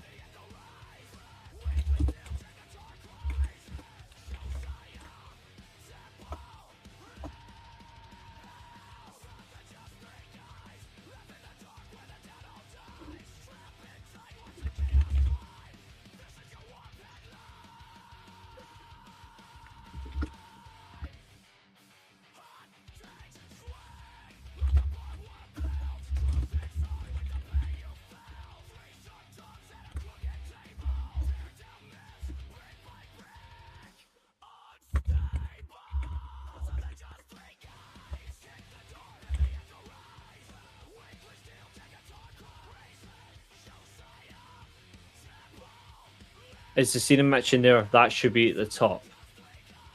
The Cena match is awful. Be prepared for a 30-minute match and told you're getting only 5 minutes, mate. I'm not including that at all. Right. We're gonna start. So there's your lists. We're gonna start with number 1, Jimmy Snuka. They're not Undertaker WrestleMania matches, Rob. The worst ever is number 3. Taker Bundy is not worse than Giant Gonzalez. But we'll get to them, so let's begin. Taker versus Jimmy Snuka. I guess it's decent. Hmm? I guess just decent. Okay.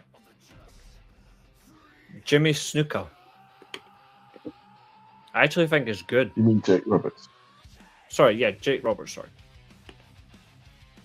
Yeah, that's good.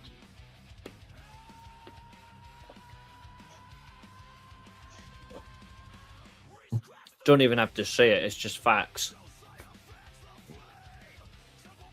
Taker versus Bundy. I liked the story around it, Mm-hmm. Same. but the match wasn't that great. Decent. Hmm. Taker versus Kevin Nash's Diesel. I actually think this is epic, not gonna lie. Yeah. I think that this was like the first proper Undertaker WrestleMania match. Yeah. And the fact that he kicked out of the jackknife and he got up from 2 of them was great. Yeah. This is genuinely what I'm gonna put. Let me put one underneath. I need to put one underneath.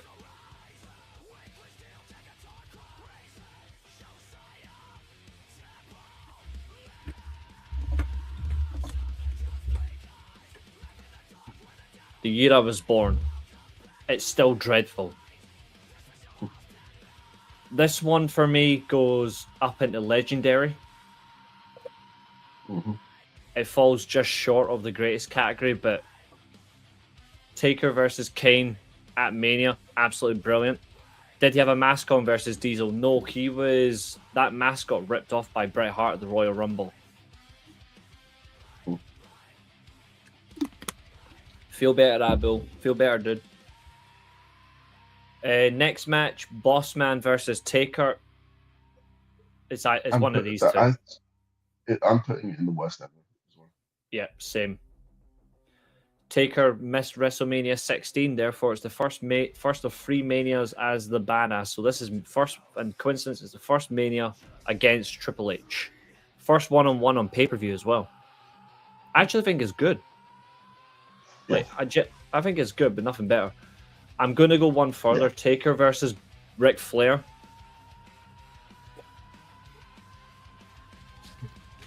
For me, it's top tier because this saved Ric Flair's confidence. It justified Taker's heel turn. It showed Taker can actually work with smaller guys again because his work rate had been questioned. And also, this was the best part of the badass gimmick as Big Evil.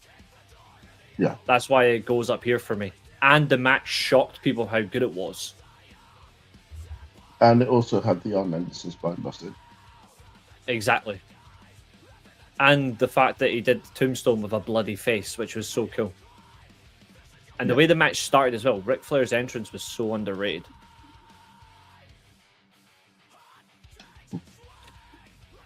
Whereas this is bloody dreadful. Sure. He missed WrestleMania 10 due to injury, yes. He took time off to recover. That's why he wasn't there. Undertaker versus A-Train and Big Show for me was dreadful. And you can find Nathan Jones for that. Undertaker versus Kane 2. WrestleMania 20. It's too short in my opinion. But he just come back from injury, so I'll let it slide. But decent. Yeah. Hybrid Taker's return. Well, debut actually. It was the return of the dead man. Now for a real debate. Taker versus Orton. I'm putting that in the greatest because I think that this match saved Randy Orton from after the whole babyface turn 1 month title reign thing. I agree. I completely agree with that. Taker versus Mark Henry casket match. I only liked the ending, and that was the tombstone and the dive over the casket. But apart from that, there's nothing. I barely remember this match. Yeah, dreadful. Taker versus Batista. I think it's just epic. And I know I've said it before, and I stand by it. What stops it going in legendary for you? The fact it wasn't the main event when it should have been the main But that's event. not really. But that's not really got anything to do with the match itself. It took away from the fact that it got overshadowed by that main event. That's why I don't put it in legendary. Okay. Whereas this is legendary. Taker versus Edge for me is the best world title match he had at a Mania. It's his best Mania feud, in my opinion. It's the one where you got to see a young talent actually step up to him and match him move for move as well. And you felt for once that the streak was under genuine threat. Well, had it not been for Edge itself, it would have been done there and then. Exactly. Taker versus Michaels, Mania 25.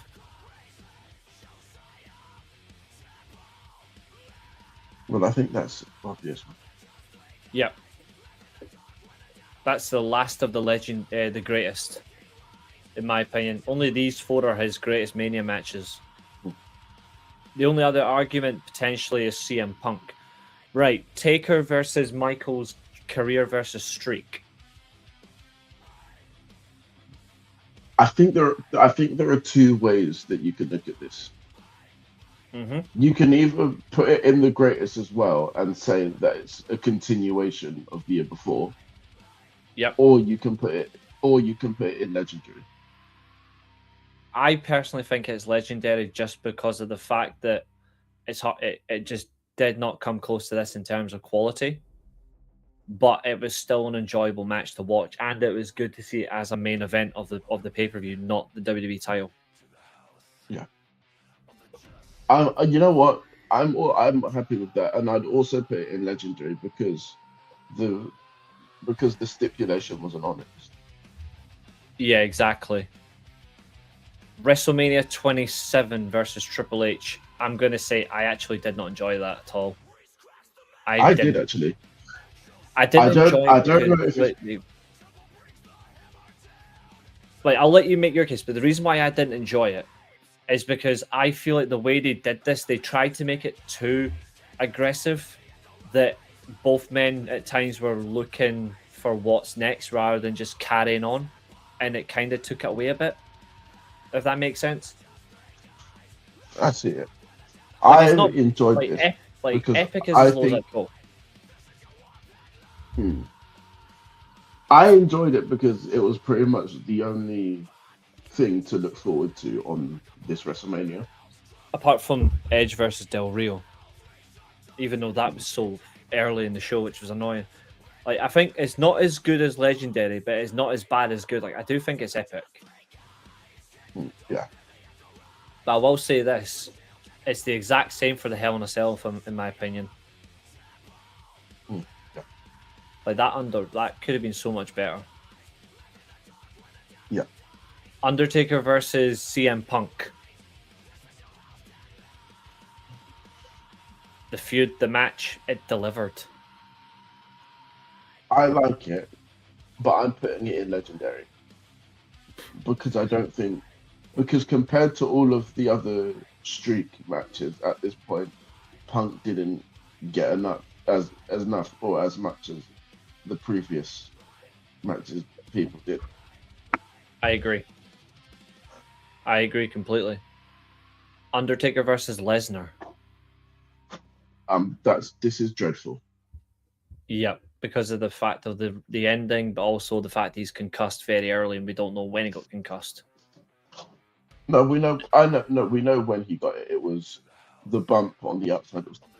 Well, we know, but he claims he doesn't. Undertaker versus. It, but that's when it was. Yeah, Undertaker versus Bray Wyatt. I have a problem with this match. I have a problem with it. So do I, but I don't think that it's the same problem.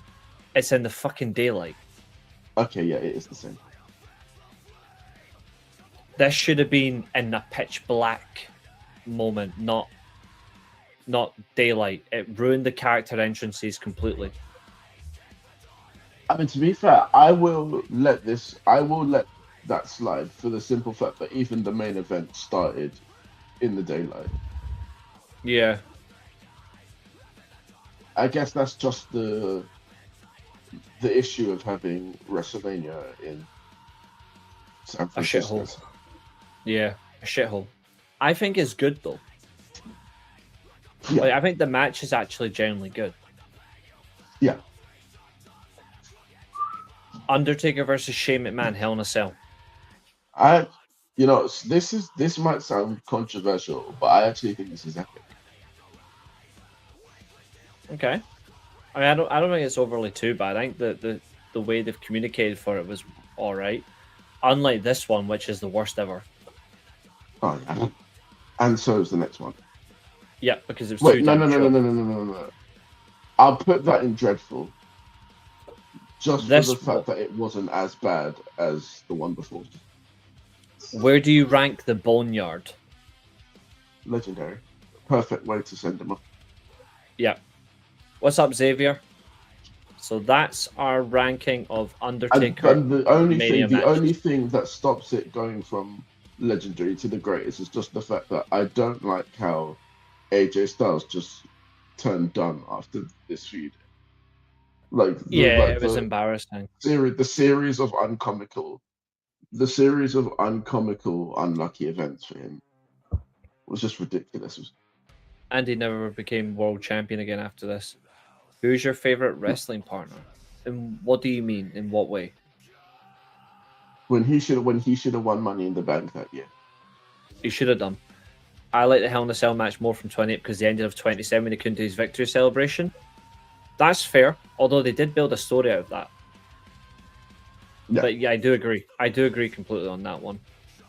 So those are our matches for this. Ric Flair, Orton, Edge, Taker for the greatest. The first encounter with Kane. The second encounter with Shawn Michaels. Punk, Boneyard for legendary. Nash as Diesel. Batista. The second and third encounters with Triple H and Shane McMahon Hell in a Cell are in epic. Jake Roberts, the first encounter with Triple H and Bray Wyatt in good. Snuka, Bundy, and Kane 2 in decent. Sid, the handicap, the casket, Lesnar, Cena, and Dreadful, and then the very bottom, worst ever, Snuka, Hell in a Cell with Bossman and Roman Reigns. Any that you would consider? Oh, who's your favorite tag team? Oh, it's all time. It's the Hart Foundation. It's also my favorite faction of all time. Which variant of them? Oh, Hart and Brett and Neidhart. So not Owen and Bulldogs. No, they were good though, but he's the only one to beat all members of Evolution at Mania. That is true.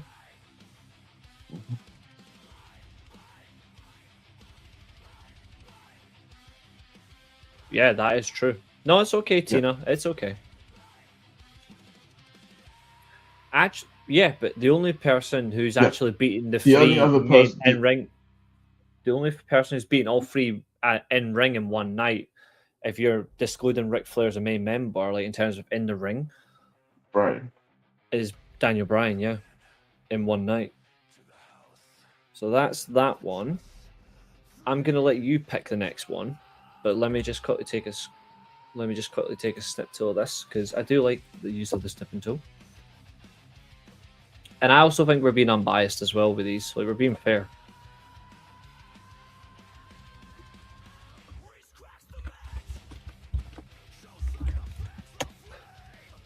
And also, guys, remember, you can ask questions as well. Bring up some debates, wrestle rankings, whatever you like. Just feel free to ask. Right. Let me just bring this one.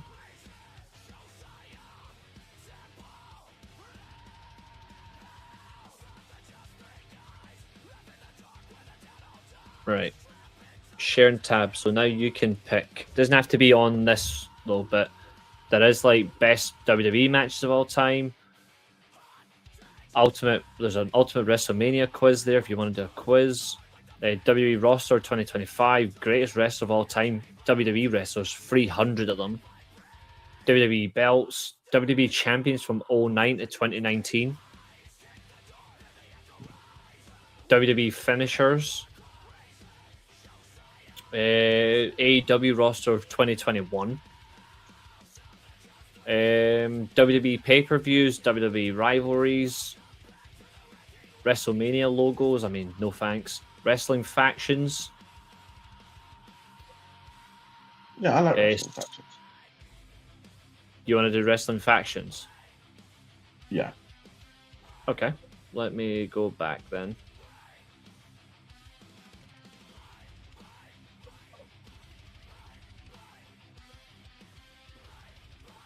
There's not a lot, by the way.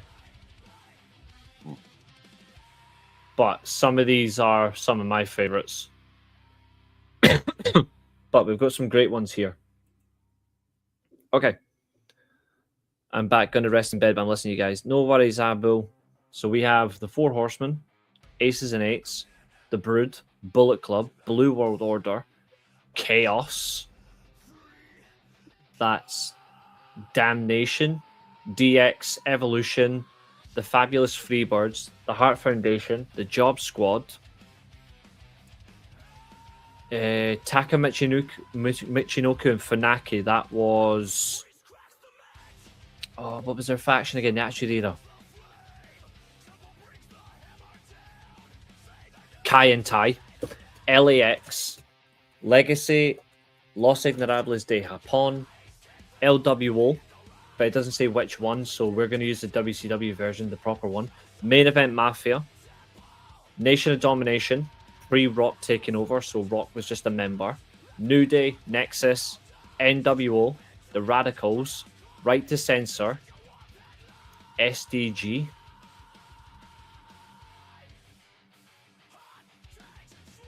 I'm not sure who that is. SDG is a faction, I can't remember. The Spirit Squad. Who the fuck is that one? Oh, fuck off. That one there, who's that? Oh, that's the Skyscrapers, I think. There's a faction there with Tanahashi in it. I think that's Ricochet.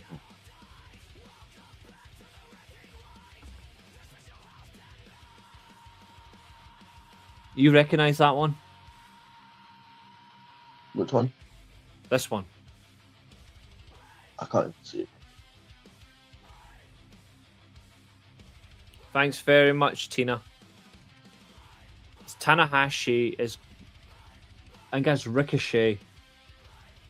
I don't know if it doesn't look like David Finlay. It looks like somebody else. I think that's Goto. It's just Hontai then. Hontai, yes. So that one there? I think that's Skyscrapers. You've got Team Angle. You've got the Elite, Kingdom, the Oddities, the Shield, TMDK, the Un-Americans, and the Wyatt family. 3, 6, 9, 12, 15, 18, 21, 24, 26, 28, 30, 32, 36 factions.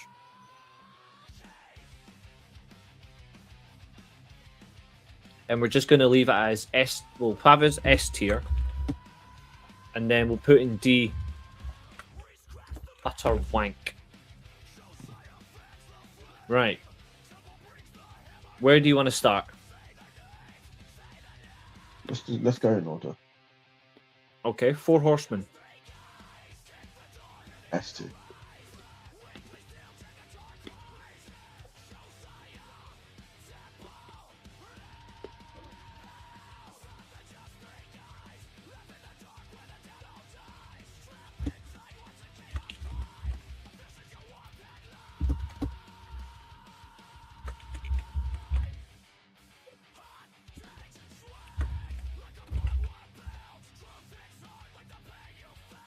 So I've put C as in capable, B excellent, A legendary, S tier, and we'll just put the greatest. Utter wank. Absolutely. Aces and eights. Utter wank, I guess. Absolutely. Had potential until we saw the members being recruited. The Brood.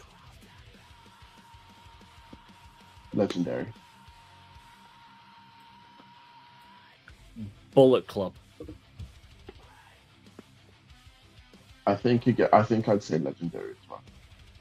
So would I. The thing that stopped it, the things that stopped this being the greatest is the fact there were a load of dead years in the Bullet Club. Mm-hmm. Blue World Order.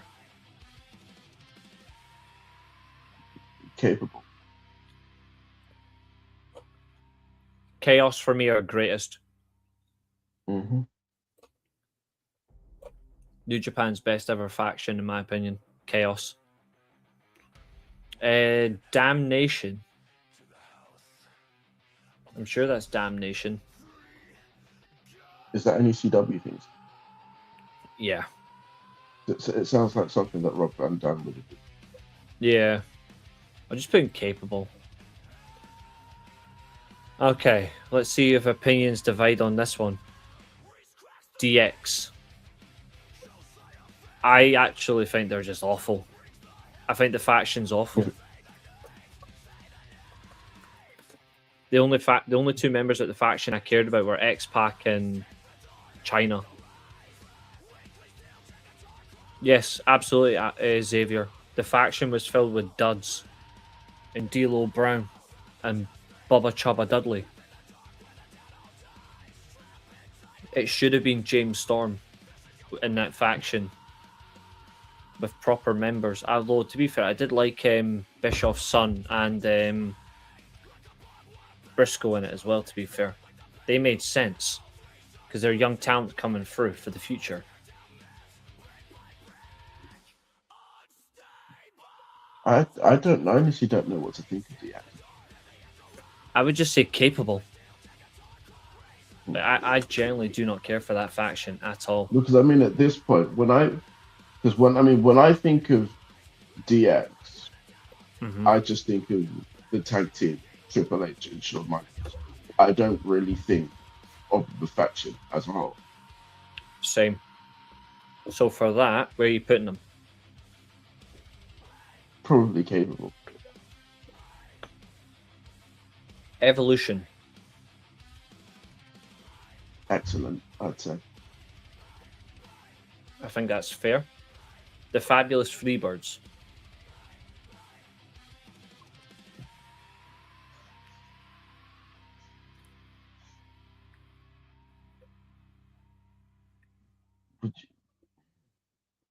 For me, they're legendary. I mean, like they were so critical to the business. I can see that, yeah. The Heart Foundation. Is this okay? So this is the 97. Yeah, Yeah, Bulldog. the greatest. Oh, good lad. See, hold that, Katherine. Job Squad. Right. Exactly. Kai and Tai. Wank. LAX. Which variation?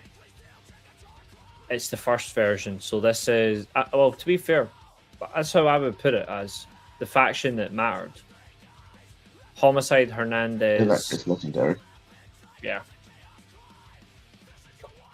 Legacy. Capable. Yep. They tried to be Evolution, but just not as good. Agreed. And they brought in a Samoan. Now for one me and you're going to enjoy talking about. LIJ. You know what? I'm going to put this... Oh. Because they can't go in the greatest because they're not as good as Chaos League. But they're It's just more as good thinking, as... are they legendary? Do you think they're just as good as Bullet? Yeah. Because I look at the talent that they did legitimately make stars as well. And the longevity of the faction, and people still get the merch as well. They're still there. You know what? Yeah, I- put them in legendary. Put them in legendary just for the amount of champions that they had in LIJ. Just Exactly. LWO. Let's exclude the shitty WWE version. Let's just do WCW. okay. In that And- case, they're excellent. Yep. Absolutely agree, Xavier. Josiah spot on with that. Main event Mafia. Oh, For me, I have a fair take on this. It started strong, especially convincing Sting to be part of the faction, but then it all became about. Yeah. Then it all became about Angle not wanting about respect anymore. It was just about Angle just trying to dominate and win the world title. And then it was about, well, get rid of Sting, bring in Samoa Joe from paid money, and bring in Matt Morgan, who was never a champion anyway in TNA. At that point, anyway. I don't know. Are we discounting the reformation of the main event Mafia, or is that counted in this as well? You can count that, but that was horrible. In that case, if we're counting it, then it's so bad that it goes into tape. Agreed. LAX is TNA, yeah. I liked the first year of main event Mafia, and then they ruined it. Yeah. The thing is, for me, the whole Joe heel turn, that for me took it out of legendary and put it in excellent. And then the reformation takes it out of excellent and puts it into capable. To be fair, even having them join up with World Elite was horrible. Yeah. But it didn't But put over I a lot. just choose to pretend that didn't happen. Yeah, I love the faction though, but after the first year, that was it. Nation of Domination. Excellent. They didn't become legendary until after the Rock took over. I agree. New Day. For me, it's either excellent or capable. They're not legendary. They are the Cena factions. They were thrown so far down people's throats. It's the best period of TNA, though, Xavier. But I can see your point. Like they won too many titles, although they did hold the record fair enough at the point. But they were constantly given title matches and title feuds, title runs, the lot. It was too much. I'll put them in excellent just for the work that the Usos did. Just Fair. Can we agree that this is utter wank? yeah.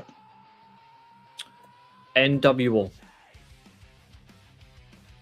Now that I have a bold take on this. This would I'm have putting been them in this. excellent. This would have been this if they kept it to 7 or 8 members maximum. But then they I'm overflooded it. putting them in excellent. Yeah. I don't even think they're legendary just because of the horrible variants that they had. And then the fact that when they got to WWE, they lasted a month. And they should never have had Bret And Hart. then in they this. did the whole stupid Booker T, Big Show, all of that stuff. And then they had Shawn Michaels be a racist for one night to eliminate Booker T. Oh yeah. But also as well, like about the NWO, they botched their own greatest title feud against Sting at Starrcade 97, and No. then they ruined Bret Hart by making Bret Hart a member of the faction, and they just made anybody a member. It was pointless. They should have ended based off research in 98. Exactly. I hated the Nexus. They only had 2 members I liked, Danielson and Justin Gabriel. You didn't like Wade Barrett? Yeah, I preferred him when he was on his own.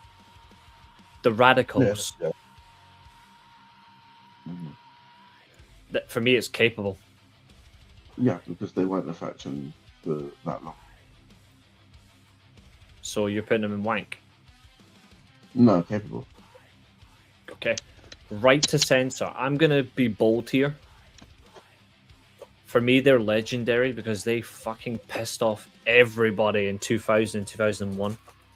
Yeah, and that was the point. So they did their job well enough. and it was incredible. SDG, yeah. I'm I need to just find out. I'm just gonna put them in wank because I don't know what that is. Or we can do what we did the other day and just leave them unselected.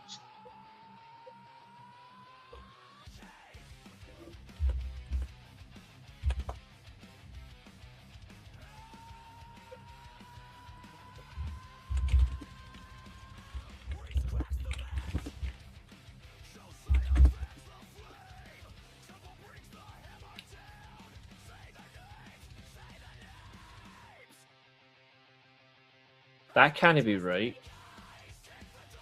This thing is trying to claim that SDG.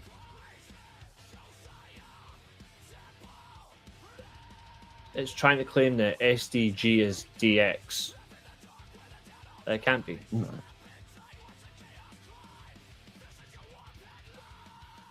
Fuck it, I'm putting them in utter wank. Spirit Squad. I don't know who that is. Utter wank.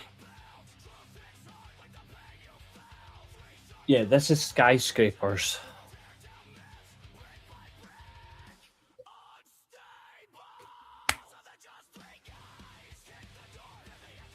Skyscrapers. Who was in this faction? That was Taker and Sid. The guy Danny who bolted on Taker against Legion of Doom. I would just say capable. I don't know anything about them. That's fair. Hontai.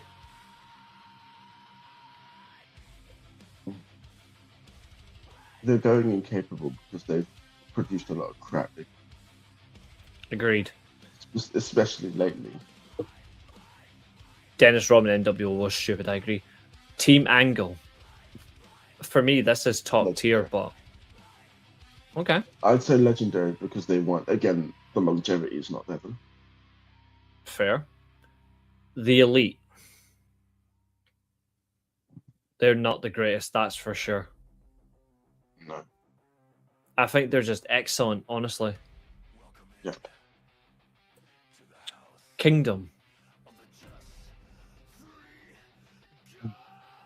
For what they did in Ring of Honor, I think they're legendary. Does this include the Undisputed Kingdom? Yes, the whole thing. Okay, then they're going in excellent because the whole devil thing is stupid and that ruins a lot of that it. reduces it, yeah. The Oddities. Right. Yep. The Shield. Apart from Kurgan, he was good. Yeah, Kirk, I agree with that. The Shield. They're definitely not legendary. People overhype that.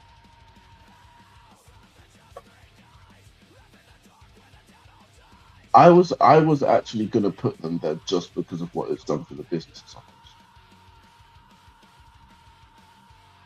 But Okay. if we're looking at the faction in itself, then I guess it's excellent. TMDK. For me, this may seem weird, considering where Bullet Club and LIJ are. Capable. But I would put TMTK the greatest.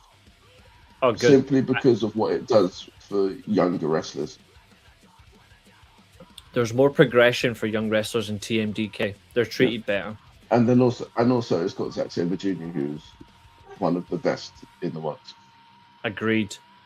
The Un-Americans, Chris Jericho, Christian Test, and Lance Storm.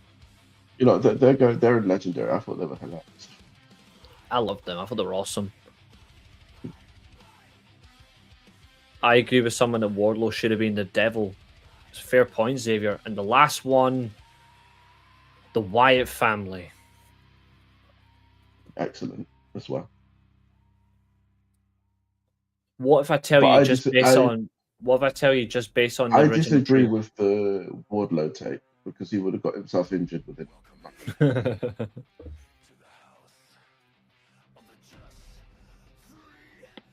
What was that about the Whites? Forget everything else, just based on the original trio. Yeah, even still excellent. If we were including everything else, I would have put them in white because the white sits in that package. Oh yeah.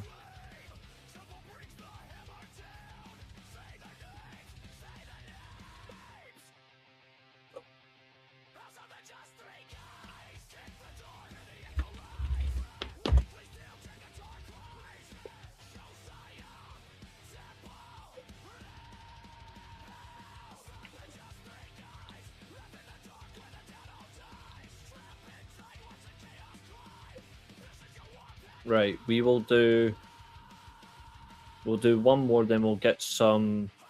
We'll see if the chat have got any questions. So let's see what's on this one.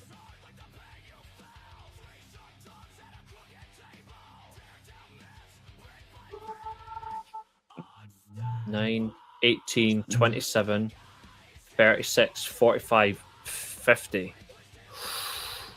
Do you want to try this? It's got 50 choices. What's this one? WWE's greatest matches. Oh, okay, yeah. That should be And interesting. it includes some NXT as well. Okay.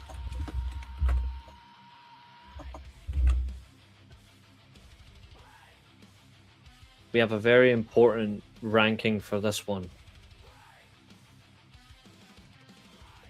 Well, sort of. Oh, great. Sami Zayn's going to be opening SmackDown and Cody Rhodes and Randy Orton the main event of SmackDown. I always knew I could not watch it. I'm happy with that.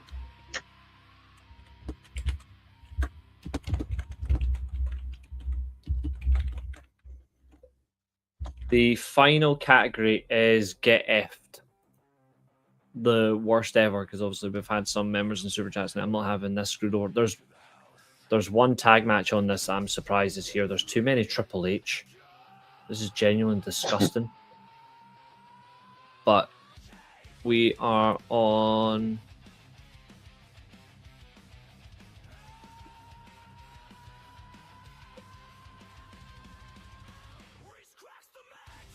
So it's best WWE matches of all time. And these are your tiers. GOAT, Classic, Fantastic, Great, Good, Utter Wank, Get Effed, the worst ever. And those are your matches.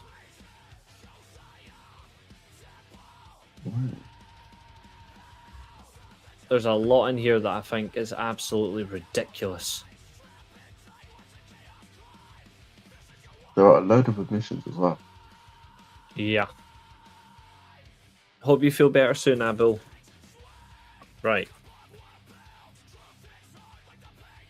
Let's begin with the first one. Career versus streak.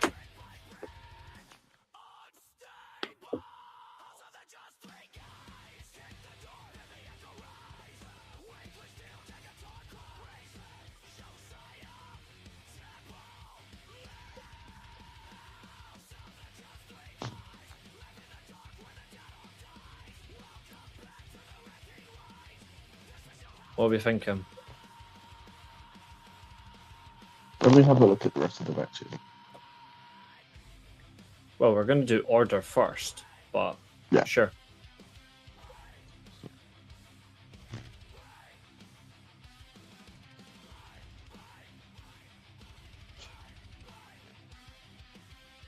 There's 50 to get through. Some of these I would never include anyway, but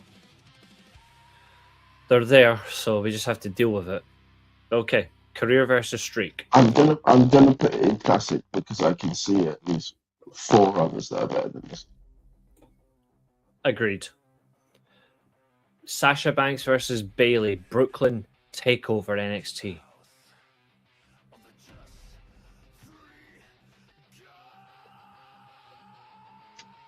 I think it's fantastic. Yeah. For what they produced, it generally was. Yeah. Up next is Jericho and Benoit versus Austin and Triple H. This is where he got injured, but it's for the tag team titles. I think that's a classic. So do I. I thought the tag match, apart from the injury, was genuinely really good to watch. Up next is Mania 20 Triple Threat. That's going straight in the go-to. Yeah, 100%. And the rematch is a GOAT as well. The rematch Undertaker- is better than the Mania match, though. That's true. Undertaker versus Edge, Hell in a Cell, SummerSlam. I actually think that this is the weakest of all of their matches, man.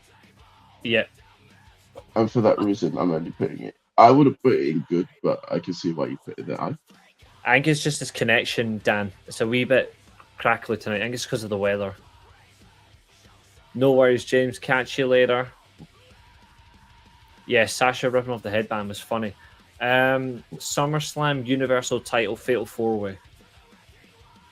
You know, I actually think that this could go fantastic as well. Actually.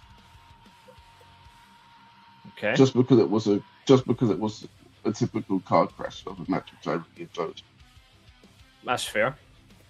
Punk versus Lesnar. I would say it's great. Nothing more. Okay. Because there's no way it's on the same level as Michaels versus Jericho ladder match, which for me is a classic. Yeah. Pete Dunne versus that weirdo NXT title match. Sorry, Tyler UK Bate. title match. Yeah, Tyler Bate. I mean, this is when he won the belt. Mhm. I don't really remember. I haven't watched it in a long time. I think I would just say good. Yeah, I don't remember this match. It's really bad. Yeah. Savage versus Steamboat, Mania 3. Top. Yeah, And so is the next matches. absolutely. And so is the one after that. Yep. The Shield versus Ryback in Team Hell No. Good, but good and no more. Yep.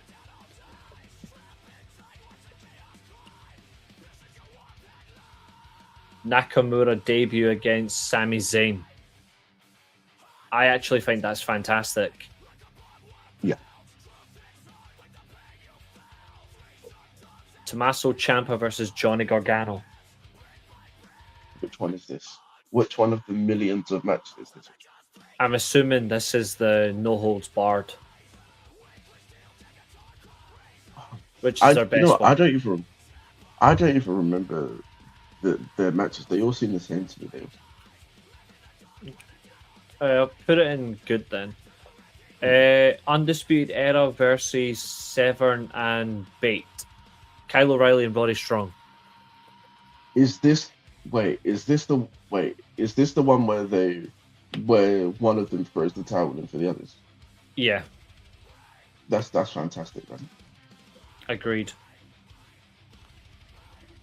Absolutely, Xavier. Brett and Owen at Mania 10 is incredible. Bryan Danielson as Daniel Bryan versus Kofi Kingston at Mania. That's just good. The next one's going in GOAT tier, regardless. Mhm. Yeah. North American title, Ricochet versus Johnny Gargano.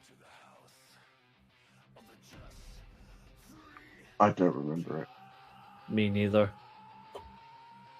Brett versus Owens, SummerSlam. Steel cage. It's not as good as the, Mania 10. but it is a good match. I think it's just great. Sami Zayn versus Adrian Neville. Takeover Revolution.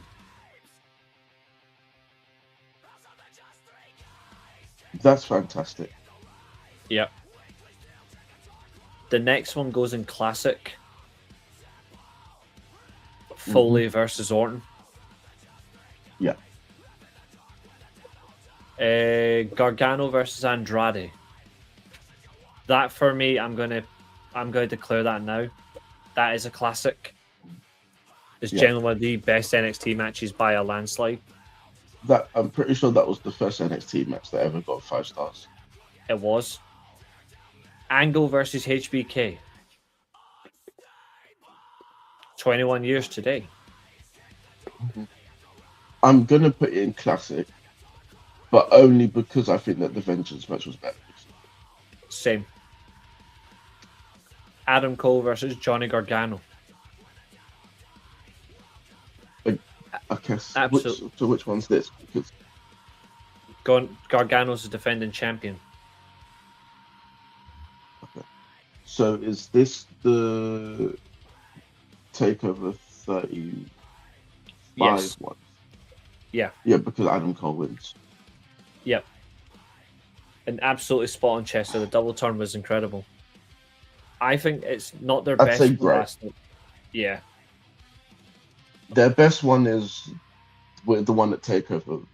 I think the one at Takeover.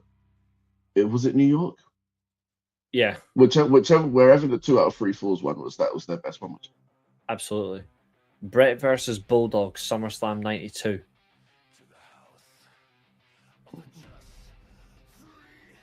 I've got a controversial opinion about this. This match isn't as good as people say it is. And that's because of Bulldog's state in it. I think Angle versus HBK's GOAT because I haven't seen the rematch of Vengeance. Oh, Xavier, you're missing out. Absolutely. I think it's... that Vengeance 05 match as well was amazing. Yeah. That I whole think- show was great. True. I think Brett versus Owen is one of the greatest matches, but it's not the greatest SummerSlam match, but it's definitely up there. I would say it's fantastic, but no more. Yeah. Like, And I don't think simply- it's and not simply, like classic. I said, it gets overrated because of how good Brett was. Bulldog, because of how Brett was to carry Bulldog through the match. But if you look at it objectively, it's not as good as people make it out to be. Yeah. This match, on the other hand, is, and I would put that in classic now. Mhm. And I'll also go out on a limb and say this is the only good match that those two have ever had with each other. I think that's fair. HBK versus Undertaker inside Hell in a Cell. For me, this is simply the greatest. And there's a huge shout that this might still be the greatest Hell in a Cell match. For me, it is. The Revival versus DIY. Classic. The next one is Brock versus Angle SmackDown Iron Man match. This is fantastic. Like, the match is fantastic, but the ranking is hard because it's genuinely that good. Because Angle's getting clean wins, and Brock is either cheating or he's getting clean falls as a heel to regain the title is really fucking good. Yeah. I'm gonna put it in classic. Just for the fact that it was so good for a SmackDown that you wouldn't think that. Michaels versus Ric Flair, Mania 24. I'm gonna go on a limb. It's only remembered for one moment. I think it's just good. And again, End it's of being an... marked down because the stipulation was kids. Exactly. End of an era. Hell in a Cell. I would just say great, honestly. Mhm. Rock versus Hogan. Again, a match that's only remembered for one spot. That one. Yep. Rock versus Hogan. Mania 18. Good. Yeah. It's pretty much exactly the same as Flair Michael that's only remembered from the stare down. I like the And match, the but I whole do pack. agree. The next one, non-sanctioned Triple H versus HBK SummerSlam 02. I'm gonna put this. Classic. Yeah, because HBK was crazy good that night. No, 3 Stages of Hell, Triple H Stone Cold, No Way Out 2001. I actually think that's a classic. Yeah.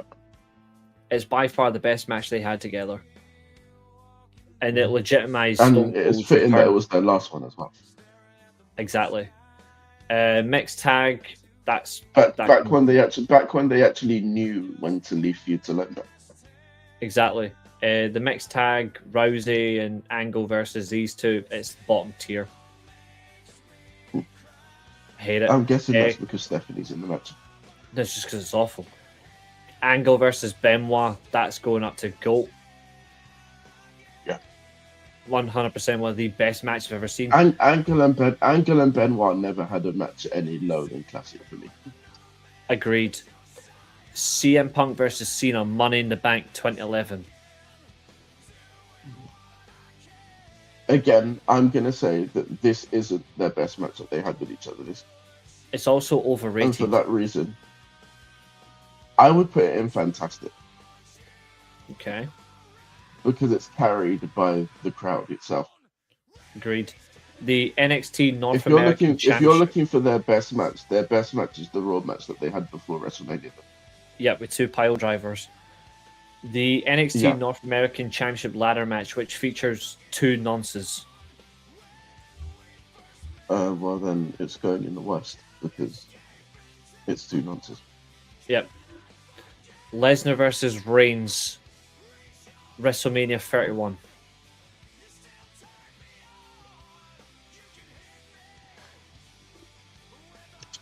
Now, are we including the Rollins? No, it's just cash in this? well, yeah. Technically, we have to because it's part of it. But sup, Daz? In that, Technically, it's part of the match. Ooh. The match doesn't end; it's still going. Okay, in that case, it's a classic, but only because of the ending. But And the rest of them. if Rollins didn't cash in, it just would have been fantastic. Yeah. Cena versus Bryan, SummerSlam 2013. With Triple Beak as the referee. You know what? I wanna mark this down because of what it ended up leading to.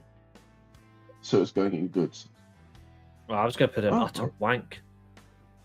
Orton, Well, Bryan, yeah, Batista, yeah, Mania that's 30. Which should have actually been CM Punk, but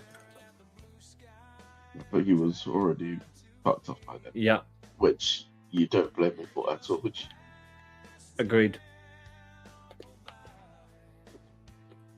also, but I've got an interesting question for this. Do you think that he would have stayed if they told him that they were giving that? Wait, let me say it like this: if they gave him the exact same scenario that they gave Bryan, do you think he would have taken it on stage? I think he would have, yeah. So do you think that they only gave Bryan that scenario because he left? Yeah, And they needed to appease the fans. agreed. I do, yes. Because otherwise it just would have been Batista beats Orton for the title. And that would have been painful. Which again, to be honest, I wouldn't have minded that. Only if Batista gets squashed at the next pay-per-view by Brock Lesnar. I feel like that was SummerSlam though. I feel like that was always going to be where Brock won the title. I feel like. Yeah, but definitely not against Cena. I do think this is great though. Yeah, Cena only won the title because Bryan got injured. Yeah. Now for a big one. Cena versus Styles, Royal Rumble 2017. The match where they do not leave the ring. I'm putting it in GOAT for that reason. Yeah, the fact that they never left the ring once, which is rare. Yeah. The Wyatts versus the Shield Elimination Chamber 2014. I love this match, but I don't know where to put it. Roman Reigns is in it. That's all I'm going to say. But this was before we found out he was awful. This. I actually think this is good, just because of because the fact is it's hard to book a 6-man tag in WWE anyway. Yeah. Walter versus Pete Dunne for the NXT title, where Walter absolutely batters him. think that's fantastic, not gonna lie, but that's about it. Yeah. Next one is Rollins, Cena, Lesnar, Royal Rumble. And I think another fantastic book. That's fair. The next one, I don't even need to guess where you're putting that. I know where that's going. Top tier. Mm-hmm. In fact, to be fair, executive decision, they're all going in GOAT tier. They're all going in, yeah. Yep.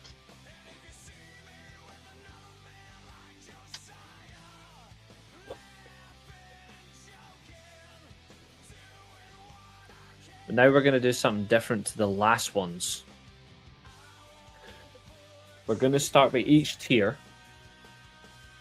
I want you to tell me which order you think they should all go in. So from each one, what is the best of the GOAT tier? What's the best of Classic? The best of Fantastic? So forth. How do you rank this? For me, I personally think the best one here is this. But that's my opinion. But I think it's a toss-up between the Taker Michaels Mania and Bret Austin. Yeah. So if we do, you can put either or there, and yeah, the rest of them. no, I meant the WrestleMania match between them. I think that's better than the Cell match. All right, okay, fair enough. What's next? I think the third match, if I'm being really honest, I think it's Benoit Angle. Yeah. And then after that, again, I'm unbiased. Bret I Owen, think I was going to say Savage Steamboat, but Bret Owen, yeah. Ooh. But yeah, Savage Steamboat goes after that. And then, what do you rank next? I think it's this. Yeah. But then after that, I think that's pretty fair. The same order? Yeah. Yeah. The only thing is, though, I still think that's better than that. Okay, yeah. But that's got bigger moments than this, but I just think this is a better match than that. Yeah. Right, Yeah, Classics. I think Classics is easy to tweak.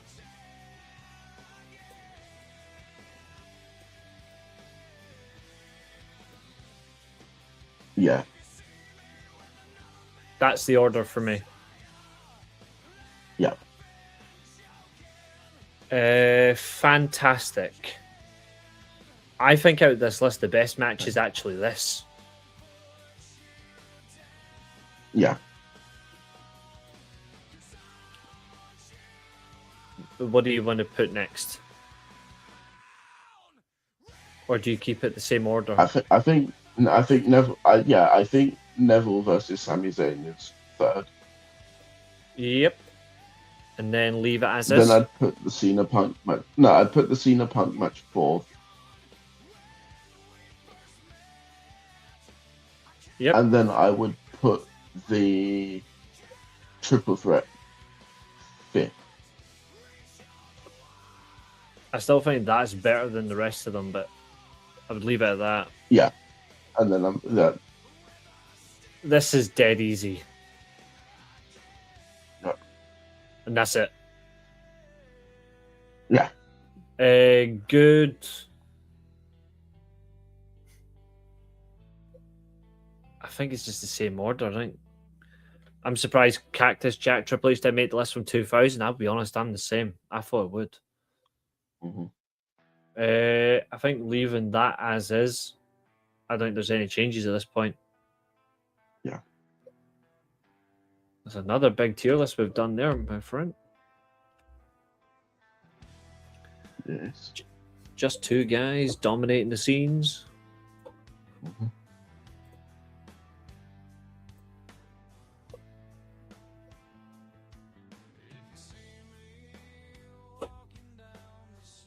Just a reminder, folks, that tomorrow is Sakura Genesis, so be ready for your predictions. Right. 2.5 hours we've been live, dude. Mm-hmm. We'll see if we can get one more. Well, you said that you wanted to take their questions. If they... There hasn't been any questions, but if anyone does have any questions, feel free.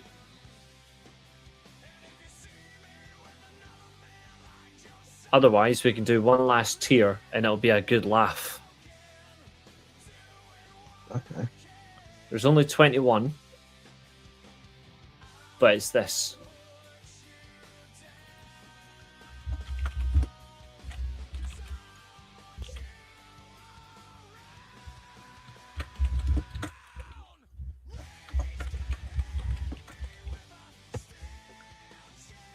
Some of them will be missing. Don't get so annoyed. But this is They're basically all missing. WWE champions from 2009 to 2019. So it does include multiple title reigns. Okay. But we've got Triple H, Styles, Batista, Bray Wyatt, Lesnar, Jeff Hardy, The Rock, Daniel Bryan, Del Rio, Jinder Mahal, Punk, Miz, Sheamus, Mysterio, Reigns, Cena, Rollins, Edge, Kingston, Ambrose, Orton. I think I'm going to be completely honest. That's easy. And that's easy.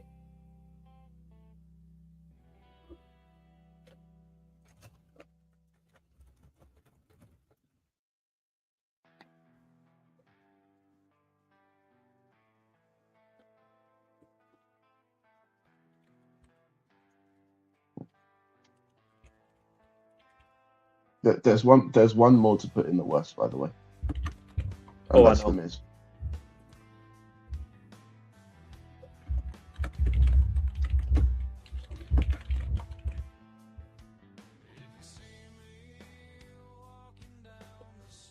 Okay, so we've got the absolute worst. Could have been better. Good champion. Excellent W champion. I'll put the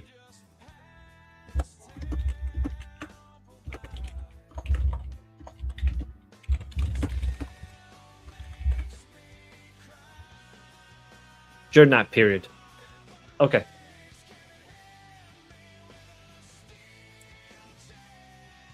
You can pick anyone you want.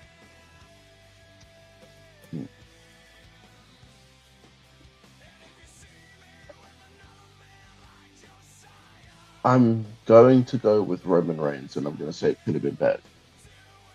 Okay. I'm going to go with AJ. And simply for me, he was in that period. I thought he was the best at the lot. Yeah.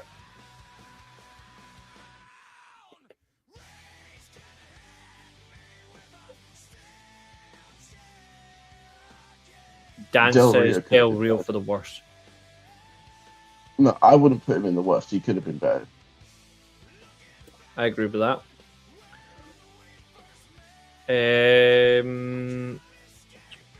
I'm going to go with Jeff Hardy. The exact same. Yeah.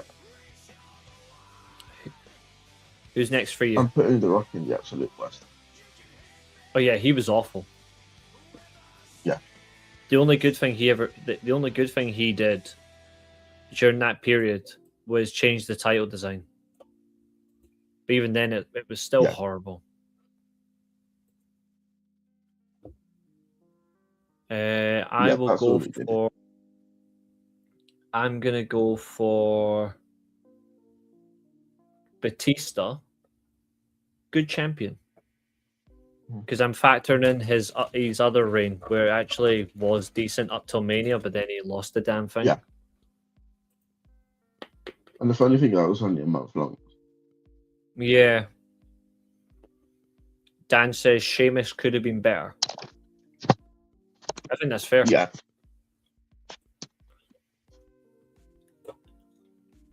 Who are you going for next?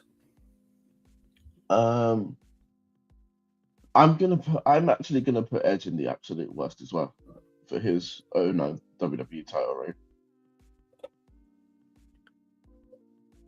To be fair, Because he did his have one other. no his one title defense didn't even last 5 minutes.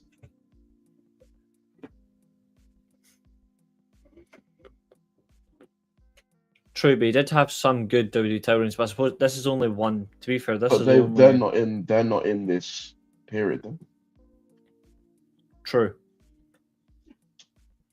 Right, I'm gonna go Lesnar next.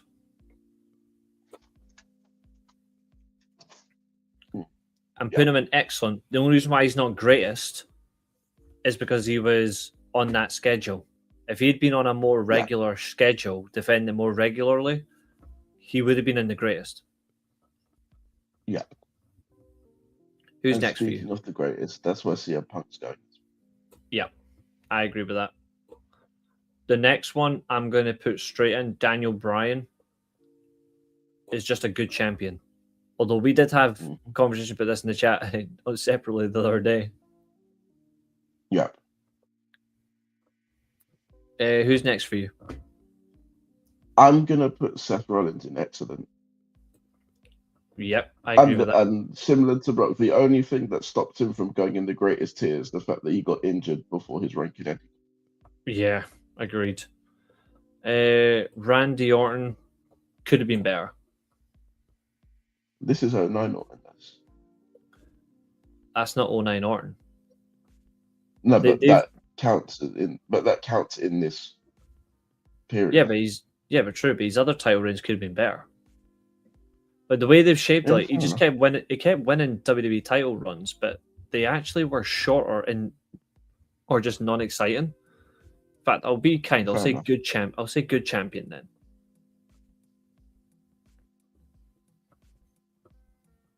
Who's next? We got 5 Dean left. Ambrose could have been better. Yeah, I agree with that. Bray Wyatt, I agree. He was a good champion. Mm-hmm. 3 left. Triple H. Oh, actually, to be fair, that looks kind of sus. There we go. Let me fix that. There we go. Triple H, Cena, or Kofi Kingston. Yeah, that's 2017 Orton's face. Yeah, that's 2017. But that's just the picture they've chosen, though, to be fair. Yeah, because they went with the most recent in that period, I guess. Yeah. 3 left. 09 Triple H had one title reign that he won at the Elimination Chamber. No Way Out. Yeah, No Way Out in the Elimination Chamber, and he held it until Backlash.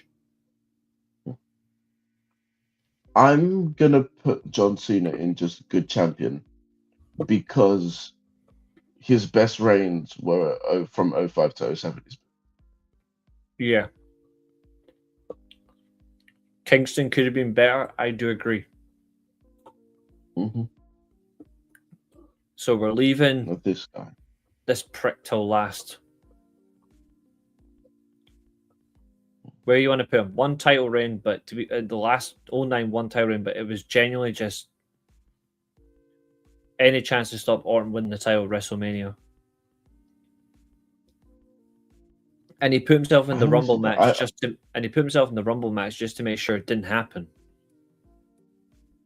And it still happens, so he failed. Exactly. I honestly don't know where to put him. See, because he's a dick. Yeah. Could have been better. Fair enough. It could have been better, but he's a dick, so he's going in that piece. Exactly. And he's a beta male. And like Vince, he also likes cock.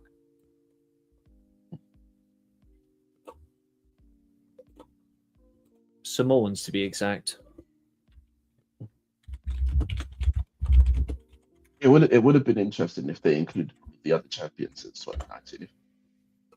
Yeah. If they did, it would have been a very different conversation. Saying that, there's only been 4. Yep. We did that tier list in literally 10 minutes. See what you find. The only other four champ.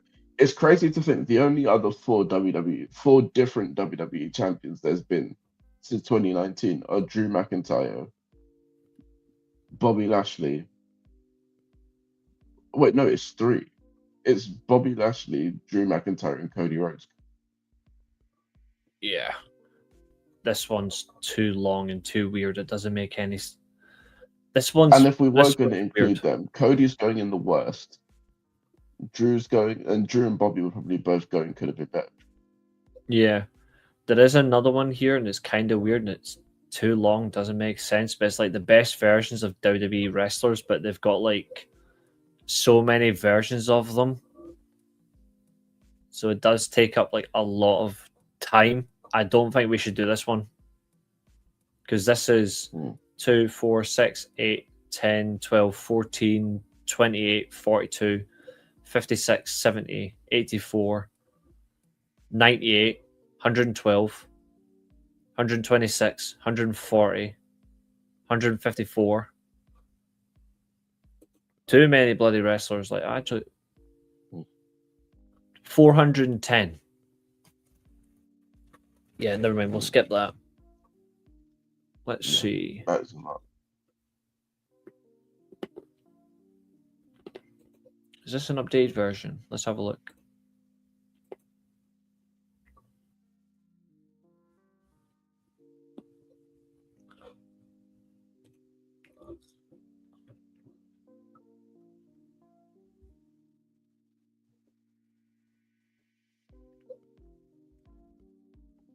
Oh, that's embarrassing.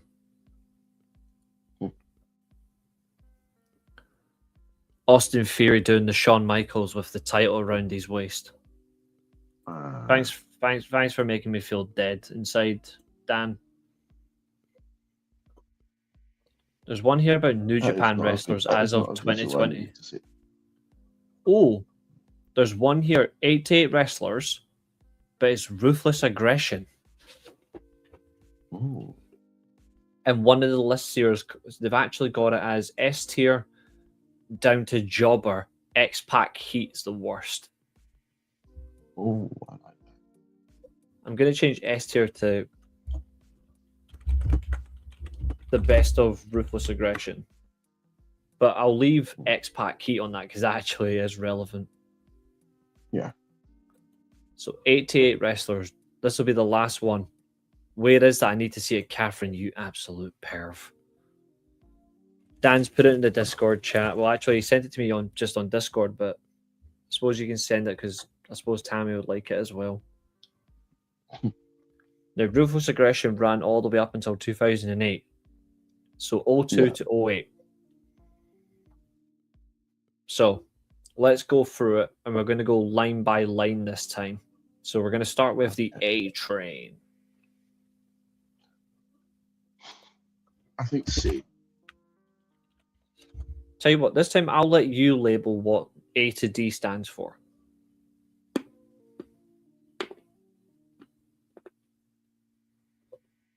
A. I mean, I just keep them all as just letters. I don't really. All right, okay. Have any Anyway, names. A train, you said C tier, yeah? Yeah. I agree with that. I thought he was really good in that period. Batista. He's got to go in the best. Yeah, he's right at the top. 100%. Beth Phoenix. I think she's a B tier. Yeah. Big Dumbass V. D. Big Slow. I think annoyingly, I'd have to put him in A because he was actually good. Billy Kidman. For me, I first 2 years of Ruthless Aggression's all he got because he did get badly injured. But for the first 2 years, he had some really good matches and good stories. I think he's a B tier. Yeah. Plus, that heel turn on Paul London was awesome. The one Billy Gunn, or badass Billy Gunn when he came back to the gimmick. Yeah, Jobber. Jobber. Bobby Lashley. had the job to Cena at the Great American Bash, and he has the worst ECW title win on pay-per-view.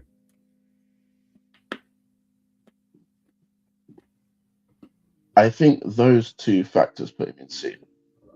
Agreed. Booker T. I have to be honest, despite his stupid accent, I think he's A tier, if I'm being honest. Mm-hmm. Yeah. Brock Lesnar. This is hard because again, he only had maybe 2 and a bit years. But he still But those won 2 and a everything bit they years were needed to great. win. Yeah. I think he's either A tier or... I think I'll put him in A. I put him in A.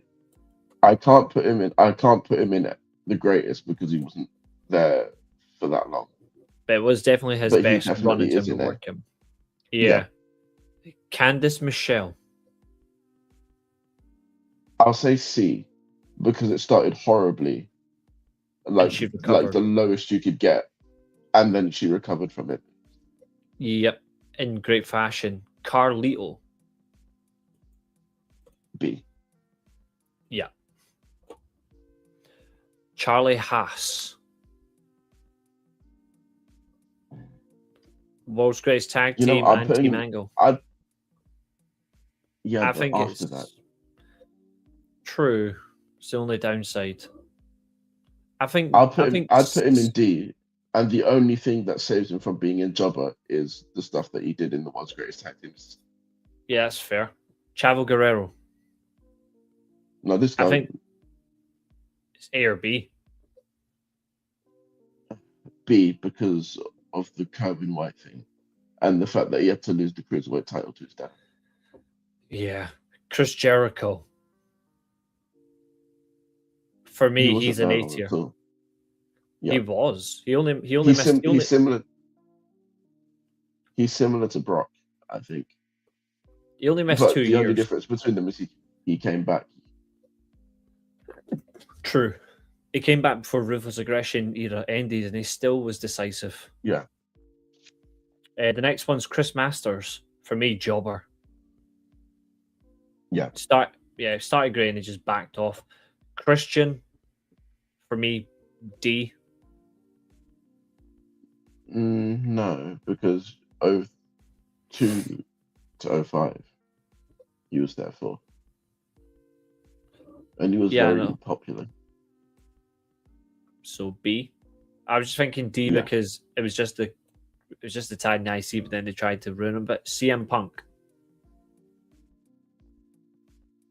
This is interesting.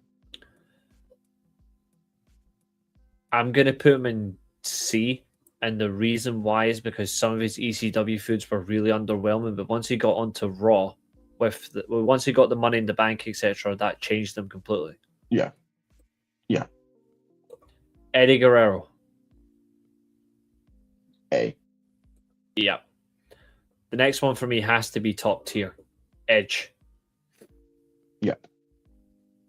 The next one is utter crap. It's Elijah Burke. Can we count his TNA run in this? Nope. Because that was not Ruthless Aggression. But it was Eugene.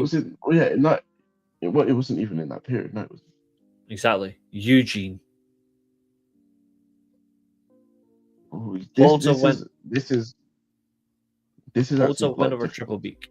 I think just for sheer part of the gimmick, I think it's a D tier. Yeah, because he wasn't a jobber because he did pick up wins. Agreed. But he wasn't spectacular.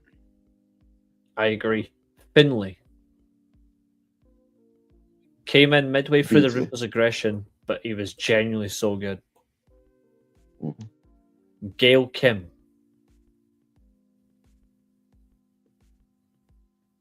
This might be weird, but even though she won the women's title, I'm still putting her in jobber because I don't think she was that good. I agree. She did nothing. Goldberg. He had 1 year. Yep. I'm going to put him in D. Goldust. I think Jobber. He had 2 years. Yeah, and it wasn't really exciting. Hardcore Holly broke his neck, then came back and beat the shit out of Brock Lesnar. And then went back to being a jobber. Yep. So Jobber. Heidenreich, X-Pac Heat, Hornswoggle, X-Pac Heat, Hulk Hogan, the exact same. Hornswoggle, why Hornswoggle an X-Pac Heat? What did he do? He did fuck all. And when the Cruiserweight title was just embarrassing. Let's get a real... I don't care. I want to get to some real wrestlers. So the next one, the Hurricane. And we will include the split when he just becomes Gregory Helms. Hey. Good lad. The next one is Jacqueline, who did become Cruiserweight champion. And that was really good. To be fair, this is the era where she shined. In terms of WWE anyway. I think she's a B tier. B. Yeah. Jamie Noble. Honestly, are we including Nadia as well, or is it just Jamie Noble? You can include her if you want. Nadia was good for him. Well, they're going in A then. Yeah, I really enjoyed their partnership. The next one for me is the same, B tier. Jazz. Yeah. Ruthless Aggression, Jeff Hardy. Now, Jeff Hardy missed. He got fired in 2003. He missed 04 and 05, came back 06, 07, and had 08. But he had the 60-day suspension in 08, which ruled him out of Money in the Bank, which he would have won. I'm putting him in seated because he got in his own way. Yeah. Because you've got to take into the account that he got fired, came back, and got suspended again. Exactly. John Cena. The era is named after him. You've got to put him at the top.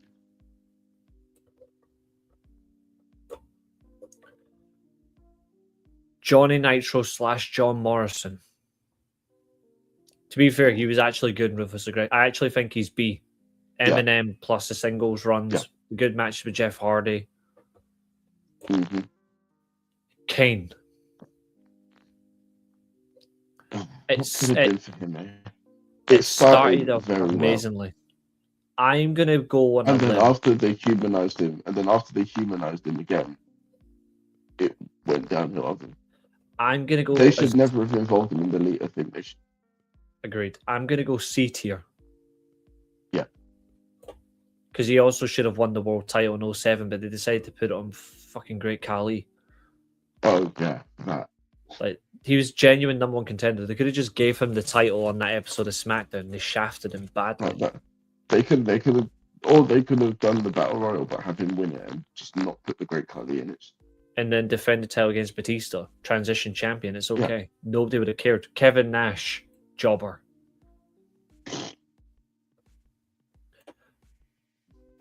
Utter crap.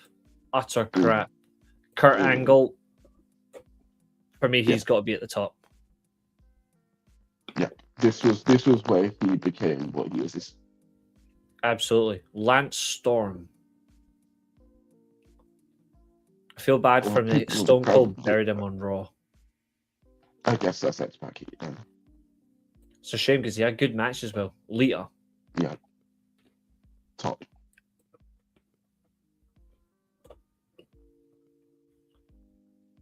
Mark Henry. This for me is the best version of Mark Henry. I actually think this is A tier. I'm gonna say no because he got injured a lot and he injured Batista. True, but his silverback gimmick though when he did that was actually it got him into such good promise. Would you at least say either B or C then? Yeah, B. Yeah, B. Because he had a good match with Kurt Angle as well. Yeah. Matt Hardy version 1, that's got to be A tier.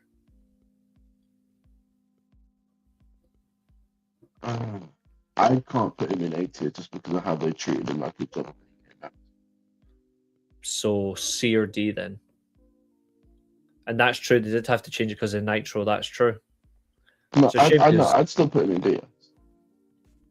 I'd still put him in B because he had the tag thing with MVP and the US title, right? And the whole Jeff storyline, and that he was behind. Yeah, that's fair. Melina. A. Yeah. The The next only one. thing that stops her going in the best is her scraping gimmicks. Agreed. The next one is the Mexicals. And also, now that the fact that we passed Jay, I'm glad that they didn't put Jillian in this because she would have got an next match. Yeah. Unfortunately, Vladimir Kozlov is in this. But Mexicals. It's either D or Jobbers because Vince just didn't take them seriously at all. He did not care. Actually, you know what? No, it's Jobbers because he had them riding lawnmowers. Exactly. Which you can still use in 2007 as an entrance. Mick Foley. He only has one good match. Yeah. And it's important. I think he's got to go. You know what? I'm going to put him in C. No, he had two because Edge was one. Oh, sorry, my bad, Jay. The hardcore match. I'm gonna put him in C for the simple fact that the only reason that he only had those two good matches was because his body couldn't take it anymore. Yeah. The next one, Mickey James. Top. You can't put her any lower. It'd be sacrilege. Next one is Molly Holly. Elegance good. Oh, fuck her. Absolute cunt. Right, Molly Holly. She'll get what's coming to her next week. Yeah, I think she's A tier, Molly Holly. Yeah. I always Actually, like Molly no. Holly. You know what? Put her in the top as well. And I'll tell you why. Her work rate? She was willing to give up her hair. She was willing to give up her hair just to get women on the card at WrestleMania. That's a good point. Mr. Kennedy, for me, D. He didn't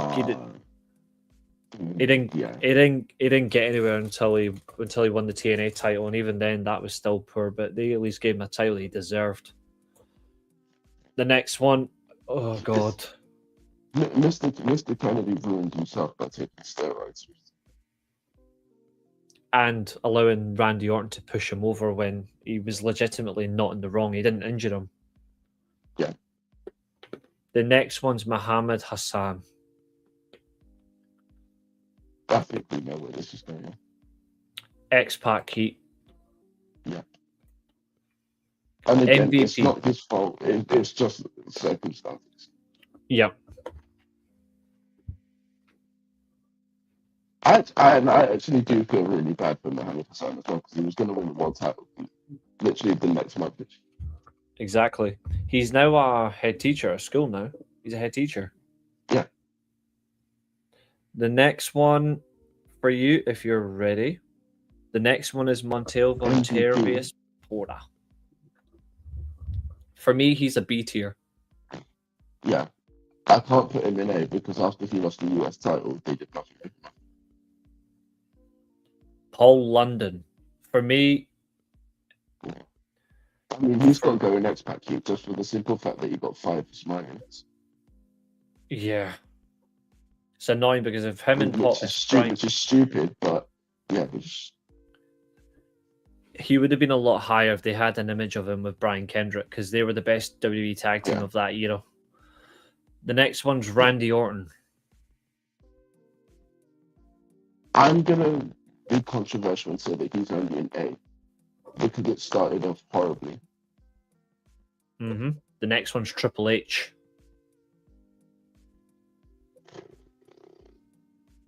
You know what? He's got X-Pac Heat with me. Because of the fact is those trunks are WrestleMania 19. The next one is Rey Mysterio. For me, even though he's not my greatest match wrestler, I have to be honest, he is in the top tier. Mm-hmm. Like I can't. I'm being world title, Royal Rumble winner, tag. Exactly. Royal Rumble win, amazing feud with Eddie. Yeah. Exactly. The next one is Rhino. Jobber. Yep. He escaped it when he went to TNA. Ric Flair. And he should have won the ECW title, and he should have won the US title in 03. I mean. Agreed. Ric Flair.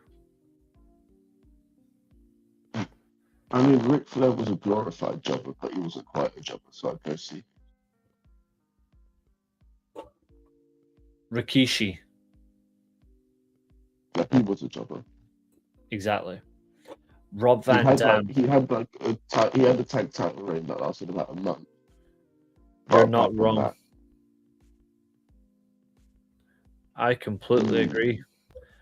I'm going to say in a limb, RVD. despite the stupidity with the drugs that got him busted in 06, he's still an A tier I'm for still the fact putting that him- he won yeah. everything.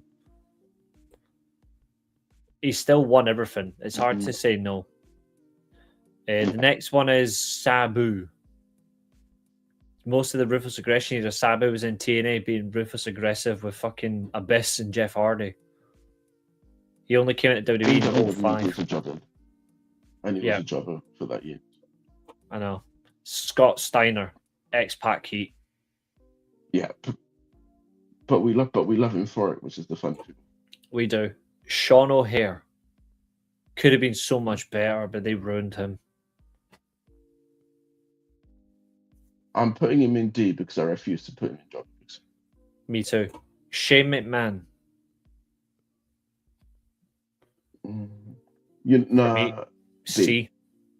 Okay, yeah, fair. oh okay. yeah. Just Shawn because the Kane Michaels. feud, I think that's worth a lot to me. Top. Yeah, top of the pile, 100%. The next one is When Shelton a Benjamin. run that was somehow better than his first one, even Though he had less much older titles. rating. Yeah, and less championships. By choice as well. Shawn Michaels basically showed what a veteran should be doing with their time towards the end. He should have won a few more though, even during that era, but I understand it. Shelton Benjamin. Like, I wouldn't if he beat Jericho in a way, I wouldn't have minded that at all. He should have beat Cena at WrestleMania 23. Yeah. Or at least he should have won the title on Raw when Vince said he was punishing him by giving him a match against Shawn. You can't really punish if you're not putting the title on Shawn Michaels then. Yeah. Shelton Benjamin. For me, he's either A or B. Oh, because his championships, the work rate, the feuds, redefined himself as the gold standard. Should have been a world champion, but apart from that, he was genuinely I'll put good. him in A tier. I'll put him in A tier for the simple fact that he never actually got a fair chance of being a world champion. But he did pretty much everything else he could have otherwise. Exactly. Snitsky. D. Spike Dudley. Again, I don't really remember Spike in Ruthless Aggression that much. Well, he was the boss, and he bullied the Dudleys. And anyone that bullies Bully Ray goes into A tier for me. Yeah, I was going to say I forgot about that, but yes. The next one is Stacy Keibler. Awful job. She got bullied by Scott Steiner. Stephanie McMahon, and they've chosen a very appropriate image for this one. You know what? She's actually not going in X-Pac Heat for this because she was a very competent general manager. I'm going to put it in B tier. Although that's quite because at that time she definitely wasn't a B. She definitely wasn't a B in that time. Stone Cold. And also, I'm interested to know if Stephanie's here, where's Eric Bischoff? Why is he not here? Good question. Because he would have been A or S, to be honest. Well, A or best of RA because he was just mental. Stone Cold. Yeah. I'm going to be honest, Stone Cold Ruthless Aggression just didn't fit him at all. I actually think Stone Cold's D. Because all he did was the general manager and then 2 matches. That was it. And the sheriff. Don't forget that. Yeah. Tajiri. You can't have him below. Yeah, he can't be below. He can't be below Mysterio. Yeah. Test, same. Dudley's. Yeah. They weren't actually there that long. The Miz got bullied out of his own. Well, he had X-Pac Heat for a long time. Hollywood Rock. short but brilliant. Yep. B.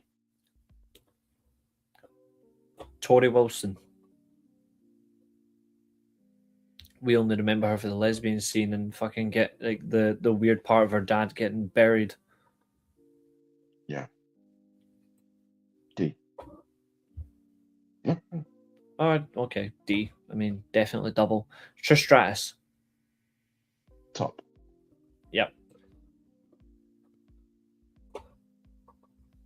Umaga. For me, he's A tier. Yep. Oh, same minds. Taker. Now you can finally go Top. at the top tier. Mm-hmm. Victoria. Not even wasting time. Top tier. Next one is Vince. He was just as good as in this as he was in Attitude Era. Yeah. He's top tier again. Yep. He's scams top tiers. Yeah. The next one is, well, this is, I don't fucking care about Vladimir Kozlov. Jobber. William Regal. Yeah.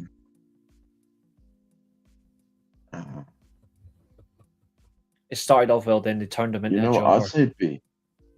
But his JM run was awesome. Yeah. And the fact is he had to kiss Vince McMahon's ass twice. Yeah. and he got pissed on. Yeah. Zach Gowen. This was just a hard watch. Yeah. Like hop along. I think wrestling. Jobber. And then the last one is JBL. Why is he the last one? He's the last name out of 88. I mean, in terms of that, he's going in A. Yeah. He was also the best WWE champion during that period. Like from when he held it around him, like he's just generally so good. And he should have beaten Cena in Mania 21. And then his commentary was amazing as well. Yeah. So our top tier and then he came back and bullied Hornswoggle. Yeah, that was awesome. So our top tier is Batista, Edge, Cena, Angle, Lita, Mickey James, Molly Holly, Rey Mysterio, HBK, Tajiri, Trish, Taker, Victoria, Vince. Katherine will be unhappy because there's too much women. B tier, Big Slow, Booker T, Lesnar, Jericho, Eddie Guerrero, Hurricane, Jamie Noble with Nydia, Melina, Orton, RVD, Benjamin, Spike, Umaga, JBL. B tier, Beth Phoenix, Billy Kidman, Carlito, Chavo, Christian, Finlay, Jacqueline, Jazz, Morrison, Mark Henry, Matt Hardy, MVP, Shane, Steph, Hollywood Rock, William Regal. C tier, A-Train, Bobby Lashley, Candice Michelle, CM Punk, Jeff Hardy, Kane, McFoley, Ric Flair, in order of alphabet as well. Viscera, Charlie Haas, Eugene, Goldberg, Mr. Kennedy, Sean O'Hare, Snitsky, Austin, Dudley's, Tori Wilson.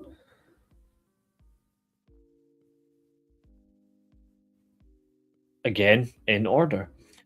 Billy Gunn, Chris Masters, Elijah Burke, Gail Kim, Goldust, Hardcore Holly, Kevin Nash, The Mexicals, Rhino, Rikishi, Sabu, Vladimir Kozlov, Zach Gowen. Again, in order. Yeah. And then the last... didn't do this on purpose. Oh, it's just how it was. Exactly. This is genuinely funny. Then the last one breaks the list. Heidenreich, Hornswoggle, Pukester, this fraud, Great Khali, Lance Storm, Muhammad Hassan, Paul London, Triple Beak, Scott Steiner with the deserved and best heat of all time in that period, Stacy Keibler, Testicles, and The Miz. Mm-hmm. You can't beat tier lists. They're a good laugh. They are indeed. And we did that one in 25 minutes. But mind you, that's just because the fact is that one was a lot longer. Yeah. But that was good fun. And we got some new members tonight. We did indeed.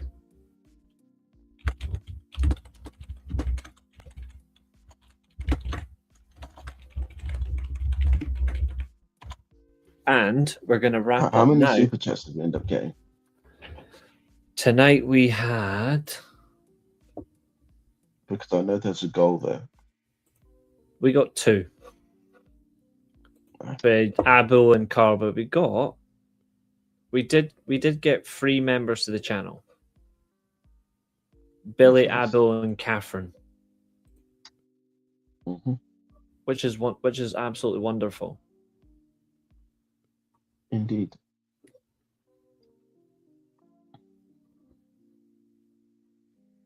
Let's see. I also want to ask you, how's the quiz coming on? Not too bad. Not too bad. Because that is coming up very soon. Yeah. And it's not tomorrow, before anyone asks. Yeah. Because we've got to get Sakura Genesis out of the way first. Mm-hmm. And a few things as well, they'll be creeping in. It's going to be a great card tomorrow. Yep. I am really looking forward to it. But, ladies and gentlemen, as we are on 519 subscribers, because we've got another subscriber tonight, thank you very much. We are going to bid you this evening very well. What I'm going to do, though, I'm going to... What did we finish on? 106. Yes. 116 views on the vertical one. And we've got 64 on the horizontal. So we've done well again tonight. Another 170 combined views.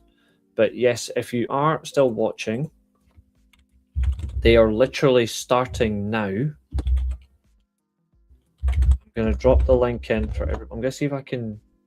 How do we redirect? Let's see if we can redirect.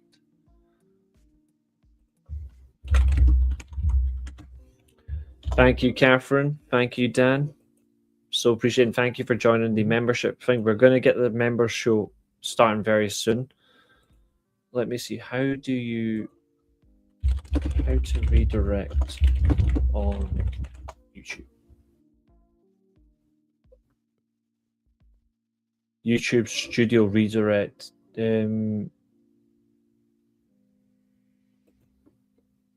Oh, it says you can't redirect until you have 1,000 subscribers. Oh, that's horseshit. Katherine, your request. I guess just put the link. I just put the Thank link you, Jester. to the channel in the comments. Yep. And they are live now.